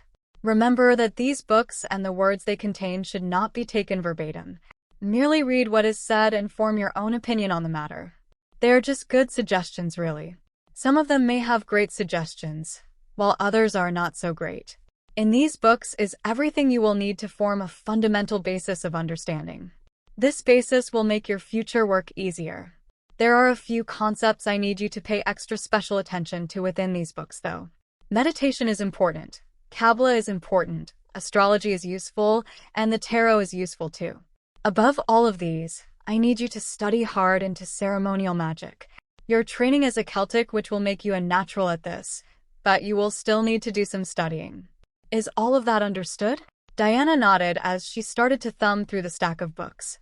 A large blue book entitled Magic in Theory and Practice stuck out to her as she began to thumb through its pages. Bruno soon began to speak again as Diana set the book down. You will read these books on your own. Each day you will be structured and you will follow a routine. Each morning you will wake up and do some meditation exercises that I have made up for you. You will do these every morning, no exceptions. Then in the evening I will bring you into my ritual room where I will instruct you on the mysteries of ceremonial magic. I will teach you how to summon angels, create talismans, create a magical space, and how to travel on the higher planes. In between the morning meditation and our evening ritual, you will read and study as much as you can. Is all of this understood? Diana nodded in agreement as Bruno's mood finally relaxed. The lecturing was over for now. Bruno then smiled towards her and began to speak again. I and you have very much in common. I was persecuted and harassed over my spiritual beliefs and practices too.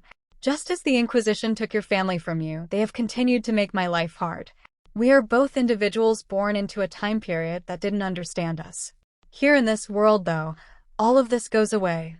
Anything is now possible. I know the sorrow that led you here. It is no more.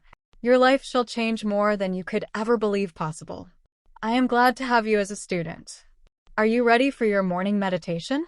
Once it is over, I will have breakfast prepared for you. Come now. Bruno led her back into her room where he placed a wooden chair facing the collection of burning candles. He showed her how to get in a certain posture, which he called an asana. She sat her butt on the edge of the wooden chair and had her spine straight. Both of her hands rested on top of her knees. He told her to sit for 30 minutes. Each few days they would increase the time until she conquered the asana. They would then add breathing exercises next. He gave her a few tips and handed her a watch to time herself with. Diana was soon left all alone with only the candlelight and the chair to comfort her. She soon slipped into the focused state of meditation. Just like with everything else in her life, she seemed to be a natural at meditation. Bruno was delighted at her natural abilities. As the days stretched, he made her sit longer and longer.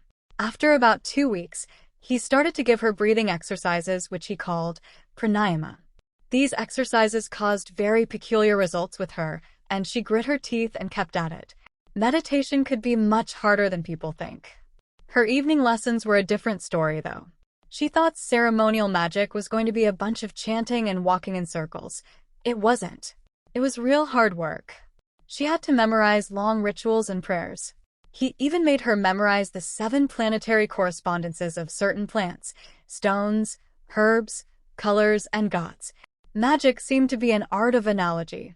Affect the inner world or the spiritual world and you would get a result in the physical world. Bruno taught her a way to memorize things faster and she actually got pretty good at it. Her magic lessons were quite extensive. On her first evening lesson, he gave her a small lecture. As above, so below. This is the fundamental basis for the art of magic. Affect the spiritual world above and you will get an effect in the physical world below. Angels correspond to natural forces. When you conjure an angel, you are really conjuring the personification of a natural force. Each angel can teach you and instruct you on the specific forces in their command.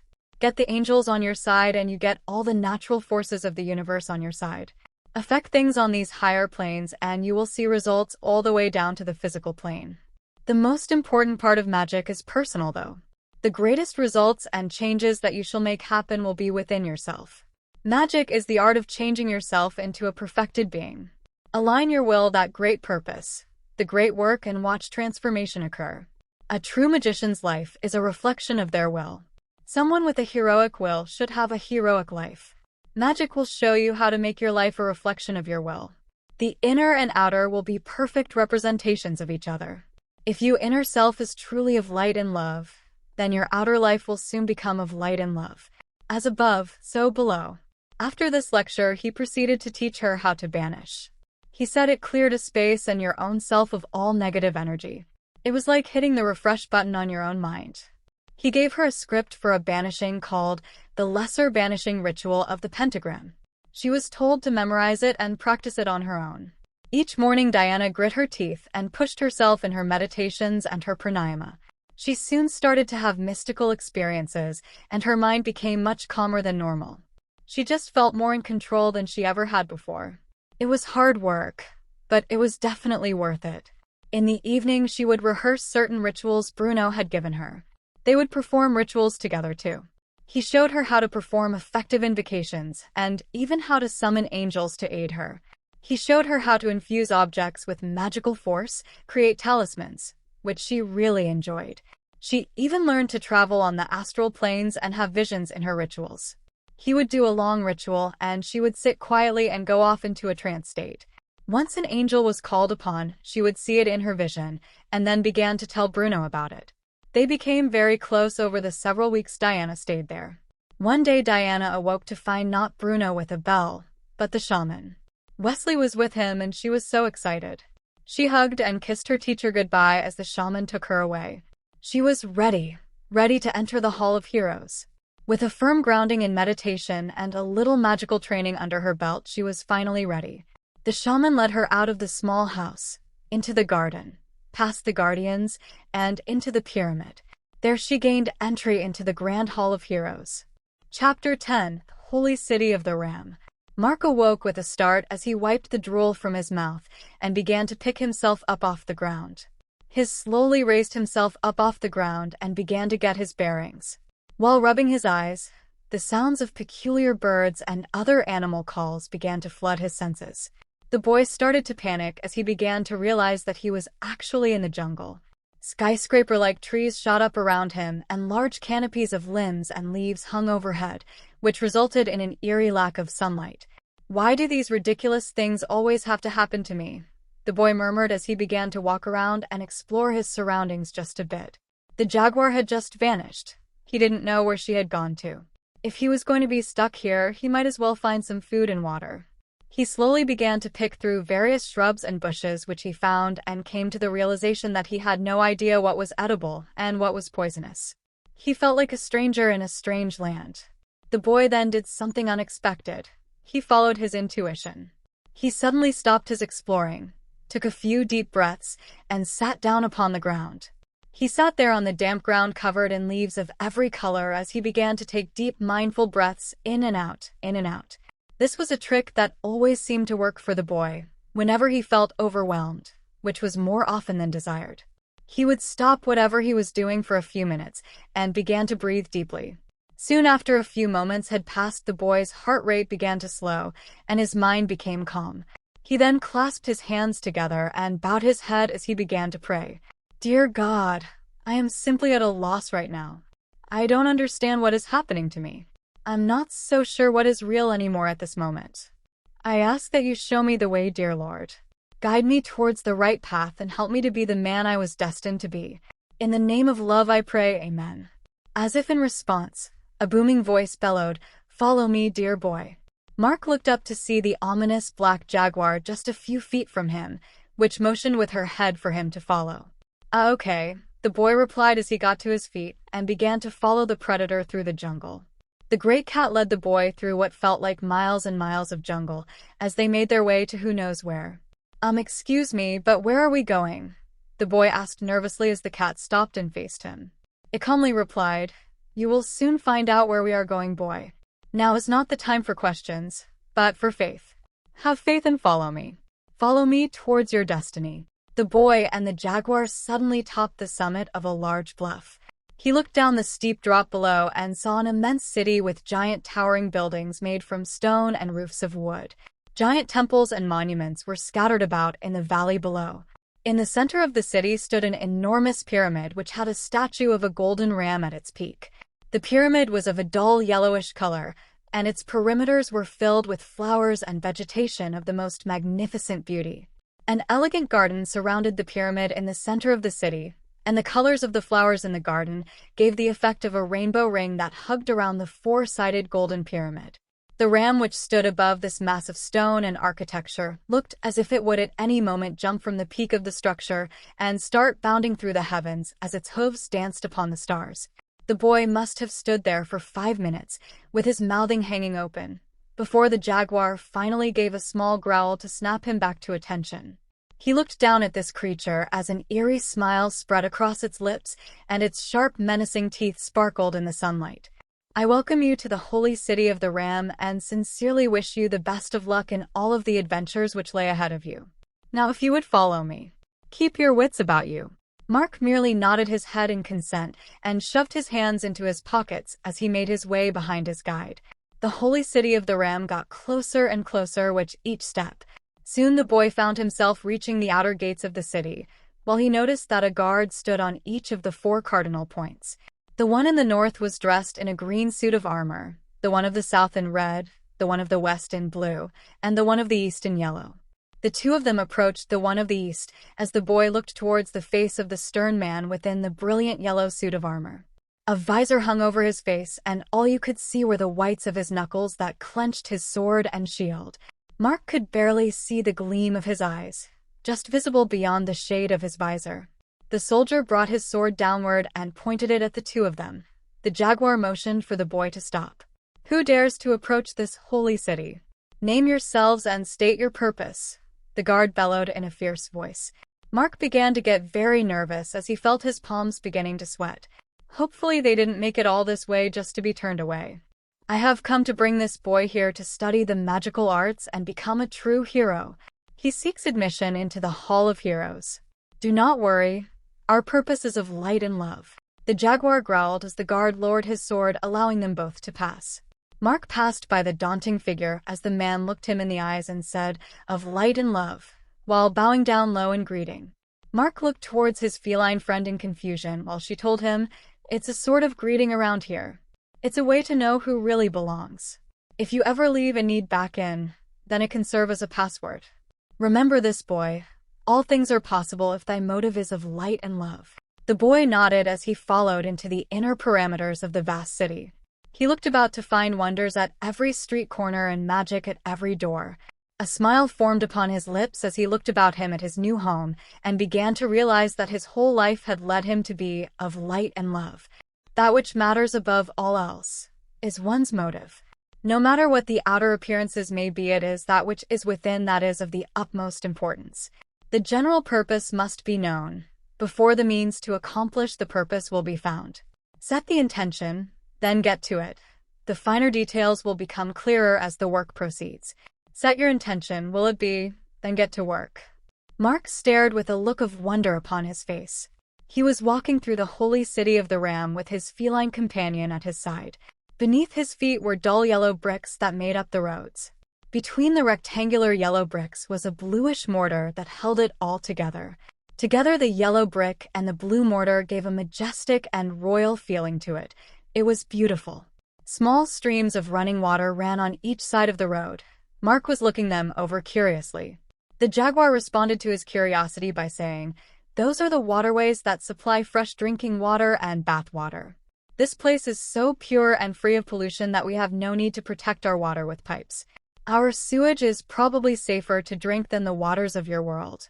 We take much better care of our surroundings in this realm. Nature deserves respect from the largest of men to the smallest. She is the great mother of us all." As they made their way through the yellow and blue city, Mark noticed that most of the other people walking around were in different colored robes. The jaguar once again came to the boy's rescue. The different color robes are symbolic of differing stages of development. Many heroes walk these streets, heroes from all ages of history. One such as Leonardo da Vinci could be found here at times. Even Joan of Arc appears from time to time. Remember, this realm exists outside of time and space as you know it in your world. If the shaman brought someone here in the 1600s, there's still a chance we could bump into them. Different rules than those of your world are in motion here. Stranger rules, rules that seem to be bendable. A testament to how bendable these laws are is the shaman himself. If I had to put a number on it, I would say he was 11,000 years old. The master gave him incredibly long life because he is such a valuable asset to us. Maybe you too shall be found to be a great asset, but more importantly a great hero. Mark looked ahead to see a bald-headed man with a serious look upon his face wearing a bright red robe. He bore a long club-like weapon at his waist and a strange jewel on his chest. Another passing figure sported a yellow robe. He was a gentle Asian man with dark green piercing eyes. A group of beautiful women in dark green robes walked past as one of them smiled flirtatiously at Mark, who instantly blushed. An old man with a long flowing gray beard approached the jaguar and the boy. His robe was of a suede-like material and was dark purple. It dragged the ground behind him. His bony, wrinkled hand suddenly shot up and grabbed Mark by the shoulder, who gasped in surprise. The old man cleared his throat and said, "Do not worry, boy. I mean you no harm. I am simply here to wish you luck. You will be a great hero. But you must promise me something before I leave you." Mark looked at the man and replied, "Well, what is it then? By the way, my name is Mark." He extended his hand, which the old man then shook. "Oh yes, where are my manners? My name is Paracelsus, and it is a great pleasure. Now back to the promise. You must promise to keep faith and have courage. No matter the circumstances or the sorrow, heroes will overcome. The sorrow is a sign to change something. Listen to yourself and fear none. Good luck, my dear boy." Mark looked on in slight confusion as he nodded in agreement. No matter how weird the guy was, he was right. The old man then took a bottle of some kind from his robe and dabbed some of its contents onto his fingers. He then drew a 5-pointed star upon the boy's forehead while saying, "You shall come to master the 4 elements of mind, emotions, will, and action. You shall know, dare, will, and keep silence. The discovery of the 5th element, known as spirit, will speed this process along. I think that this elixir of mine can help you to experience the element of spirit. Take a small swig of my great elixir, and all shall be well. Chemical assistance is not necessary for the adept, but can be very helpful to the student. It shall open your inner eye. This will then allow the truth, not to mention the beauty of life, to be seen. The chatter of our mind usually blocks out the beauty, but my elixir shall temporarily cure you of this affliction. Later you shall learn to do this on your own, without assistance. I wish you luck, my dear friend." Mark did as he was told and took a small drink of the terrible potion. He didn't know what it was, and he never would, because before he had barely handed the bottle back, the man had hurriedly left him while disappearing into the crowded street. A great wave of energy rushed through the air, and the boy began to feel as if he was floating a few inches off the ground. This sensation was coupled with an additional feeling of being propelled forward, even though he was walking at a normal pace. All of the outlines stuck out more, and the colors had become much more vivid.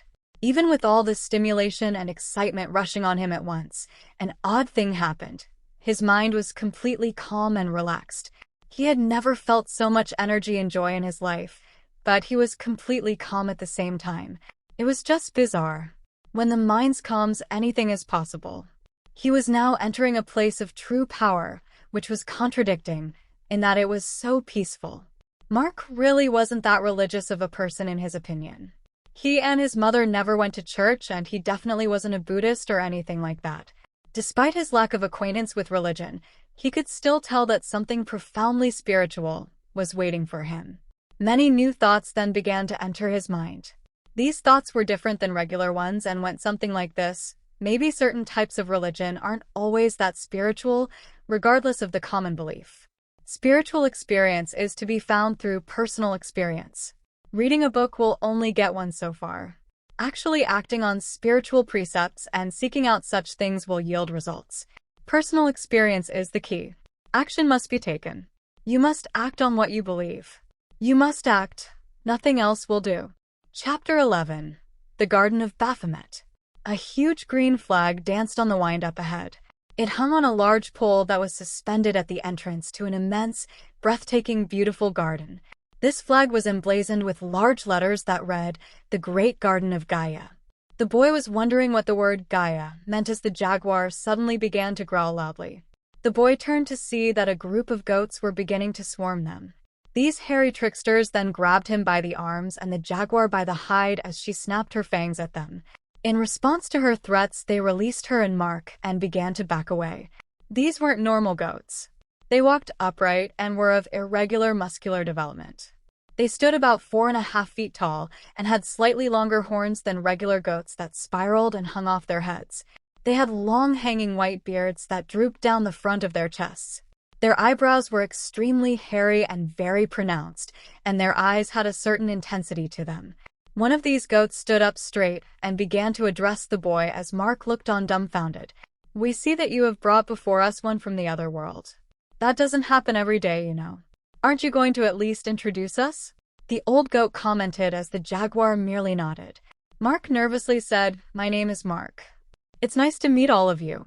The goats made a weird cooing sound all at once in response, and the leader bowed low to Mark. Mark repeated the gesture, and the goat said, "We are the humble servants of our master. We are servants of the all. We greet you as one, because all is one. The one is expressed by the two. Unity expresses itself through duality." In response to this remark, the goats all gathered into a circle. They were all circled around Mark as they all bowed low together in unison. When they lifted their heads up, they all made that weird cooing sound again. It wasn't like any noise he had ever heard a goat make before. It was really loud. It sounded like a horn accompanied by a deep rumble. He had never heard one talk before either, so maybe it wasn't too weird in comparison. The head goat then began to speak once more. "Well, I suppose that we shall bring him before our master. Then we will see what kind of hero this boy really is." The head goat then turned and began to walk into the garden. The jaguar told the boy to follow the head goat as she followed behind them at a distance. The goats had a peculiar way of speaking, as they always drug out the last word of every sentence for a few extra seconds. This made it extremely difficult and annoying to have a conversation with one of them, and Mark was glad that it was finally done talking. They began to come towards the middle of the garden, which lay before the front steps of the huge golden pyramid he had seen from afar. There was a sort of courtyard blocking the stairway, which had many bushes and small trees scattered around it. The bushes were trimmed into the shapes of chairs and benches and altars that were situated on the perimeters of the courtyard. The boy stood in amazement and a little fear as he looked up. He then saw at the center of this space was a grand throne of many rose bushes growing together, upon which sat one of the most peculiar creatures. It was another goat, it was a human-like being with the head of a goat. This goat was of a much bigger stature and stretched to a height of over 6 feet tall as it walked upon its hind legs. Its spiraling horns stretched 3 feet above its goat head, and it had the qualities of a male and a female at the same time. It had large overhanging female breast with developed muscular arms and shoulders. A beautiful white silk robe hung off its frame, and 2 large black hooves stuck out the bottom. It had a pentagram tattooed across its chest above its breasts. The spiraling upward set of horns were a wonder to see. One horn was white and the other black. Out of all the oddities of this creature's appearance, one thing struck the boy as the most peculiar. It had a torch-like object positioned on the crown of its head. This torch-like object ran half the length towards the top of its spiraling horns, placed exactly in the center of them. "It is a great honor to meet you, Mark," the creature announced in a solemn voice as it bowed in greeting. The boy and the jaguar both bowed low in response as Mark said, "It is my pleasure to meet you as well."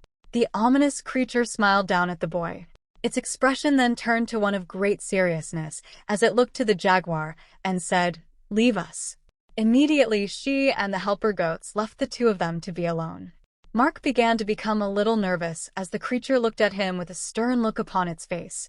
For what felt like forever, Mark watched the creature scratch his chin as if in contemplation. "Now listen closely, son. I am not a creature of darkness or of light. I am a creature which is beyond the dualities of this or that. I guard the threshold of truth. The wicked shall be burnt up in my fire, which is commonly known as madness, but the pure shall pass through." Pass through to where, you might be wondering? They shall pass on towards light, towards truth, and towards love. For truth is always found when one's motive or desire is of light and love. Love is beyond good and evil. Now it is time for your test, dear boy. There is no turning back, and there is no time for repentance. You shall now be judged. What have you chosen? Are you of the darkness or the light, or are you of another kind altogether? After this cheerful speech, the boy began to step backwards as he stood there wondering how to respond to such a series of statements. "Ugh, I wish to be good, sir, and I hope that I am. I guess it is up to you to decide for yourself what I am. Now, boy, here's how the test works. If my light comes on for you, then you shall pass and be admitted to the gates of the secret school. There you will enter the great golden pyramid of the holy city. If you find that my light does not shine on you, though, it is to no avail. You shall be thrown into those forgotten realms of Lovecraftian horror, which are the resultant effect of my madness. For those of the darkness are driven mad by my powers, while those of the light are left with a feeling of unwholeness. Those of another kind altogether, a transcendent kind, are true heroes. Well, it is no time for apprehension, boy. Look into my eyes and see what you find. The boy did as he was told. The second he looked into those piercing eyes came chaos. A loud cracking sound emitted through the air, and a great gust of wind surged through the surroundings. The creature's white robe began to flap in the wind, and the air became filled with electric-like energy. Sparks began to emanate from the creature's outline as he made a sign with his hands and whispered an incantation of some sort. He then thrust his hands towards the boy as a brilliant surge of light enveloped each of their forms as all was swallowed up in light. The boy then realized that he and the creature were floating in a complete blackness. It was as if they were hanging there in deep space, supported only by the necessity of eternity itself. As the boy looked through the blackness, he could barely make out anything but the form of the creature before him. The outline of the goat-headed being was suspended in the blackness just as he was.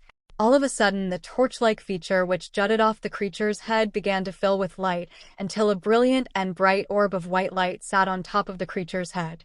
As the boy stared at this light, it broke up into a spectrum of colors, and then a six-pointed star formed in the rainbow bridge of light. Within this six-pointed star formed a pentagram, as these two symbols began to twirl and interlock with each other, until they soon dissolved into each other. After this dissolution, they welded back together, and formed a peculiar symbol the boy had never seen before, an Egyptian ink. Then a loud screeching voice sounded throughout the blackness. He shall be the one who traverses between the worlds. He is chosen. He is of light and love. As this enormous reality-shaking voice erupted from all directions, the pair of them were once again enveloped in a surge of bright light. The boy then awoke to find himself being shaken by one of the smaller goats who was trying to wake him. He was laying on the floor of the courtyard in the middle of the vast garden. The peculiar creature got up off his throne, walked up to the boy, picked his head up, and placed a small kiss upon his forehead. He then said, "Rest, dear boy, for you have been chosen for greatness. You truly are a hero, who will serve to further the evolution of humanity towards further light and further love. Your life is now and shall forever be of light and love." Mark weakly smiled and closed his eyes. He soon fell into the grip of a peaceful slumber. His vision had left him completely exhausted. At least he had passed the test. He wasn't meant for the white or the black, but rather that transcendent light which lies beyond these two. This is the light that burns within the heart of all great heroes. He would soon wake to find it burning within his own heart for the rest of his days. Chapter 12. Guardians of the Pyramid. Mark had left that peculiar creature with the winding horns behind him as he made his way towards the Great Golden Pyramid. A very large muscular being stood guard at the base of the Great Golden Pyramid. This being had the head of a black dog with sharp menacing teeth and dark black eyes. His body was like a man's, not just a regular man, but a warrior. He was the first guardian to the pyramid. Anubis stood with a deadly spear in his hands to block the bottom steps of the pyramid from entry. As Mark approached, he knew what it was he had to do. It was time to face his destiny head-on. Enough of fear. He had experienced too much of that, and he was done with it. With courage swelling in his chest, he announced the words, "I come in the name of light and love." The dog-headed god immediately lowered his spear to allow the boy's passage. As he passed Anubis, a great whooshing sound ran through the air, and the god loudly roared the words, "Love transcends death. Love shall light the way." The flame of compassion burns in a hero's heart. It is the great inspiration. Heroes live for the benefit of all humanity. Their very life itself is a sacrifice. Always and no matter what, live your life of light and love. The stone steps made their way halfway up the immense structure and came to a halt. The walk up these steps must have took 20 minutes. It was quite a climb. At the end of his climbing, Mark came to a small wooden door, which hung slightly open awaiting his entry. As the small door swung open, it revealed an eerie space which was lit only by the dancing flames of torchlight. He looked for the jaguar to guide him, but it seemed that she had snuck away. His feline companion had stayed behind, as this was a journey he had to make alone. Before him was the towering stone figure of a hermaphrodite sphinx whose body went from dazzling white to black. Its features flowed from male to female, from animal to man, from divine to mundane with a beautiful continuous flow. It was simply a perfect creature. An extremely intense vibration reverberated through the stone walls as the sphinx began to shake itself awake. As it opened its eyes, a beautiful twinkle sparkled from the beautiful color-changing orbs. Its eyes were of every color of the rainbow, and its body began to change from stone and rock to fur and scales and skin. As it spread out its huge limbs and stretched, it let out an ear-splitting yawn. The structure rumbled and shook beneath the boy's feet. His heart began to race, and an eerie type of anticipation ripped through his heart as it became hard for him to breathe properly. As he struggled for breath, the creature bellowed, "Relax, boy, for you have already been chosen. All obscurity and misfortune is no longer a part of thy life. You are now an agent of light and love. Nothing is impossible for you now." The boy merely nodded his head in response as his eyes widened, and he couldn't quite get over the impressiveness of this creature. "So what next?" the boy managed to say as the creature smiled down at him in a creepy manner. It began to flap its huge wings slowly back and forth, while the boy could feel the air coming off its vast eagle-like wings. "That is a good question, boy. One should always be looking for the next step, only the next step. For one event leads to another. One must live right now, not in the past or in their own worrisome predictions for the future. All is a kind of illusion, except for the present moment." The boy merely nodded his head in agreement. He just couldn't think of a response to such a statement. He felt that eerie and exhilarating rush that accompanies a heavy realization.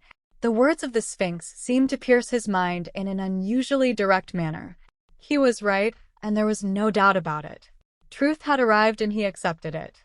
No more running from what is.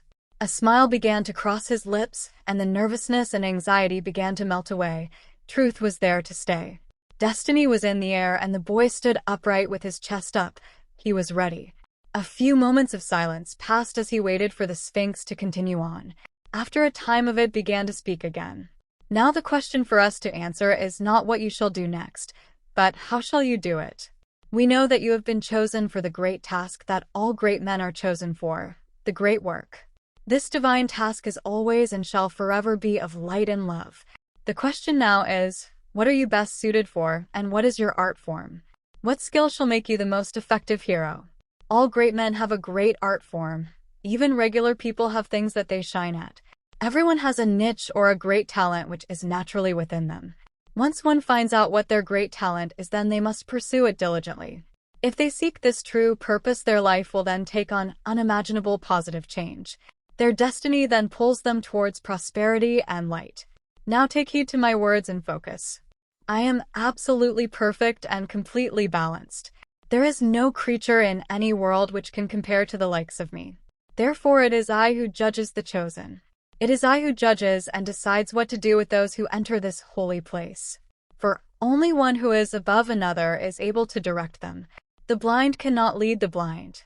Those who lead must be better and more capable than those who follow. I am the leader of men and shaper of worlds, for I am the spirit of harmony and balance itself. Only those of a pure heart may pass the threshold upon which I reside. I shall allow thee passage, but under one condition. You must find your art form and use it for the good of mankind. If you pass beyond this place to the school within, then you must first tell me what it is you are best at.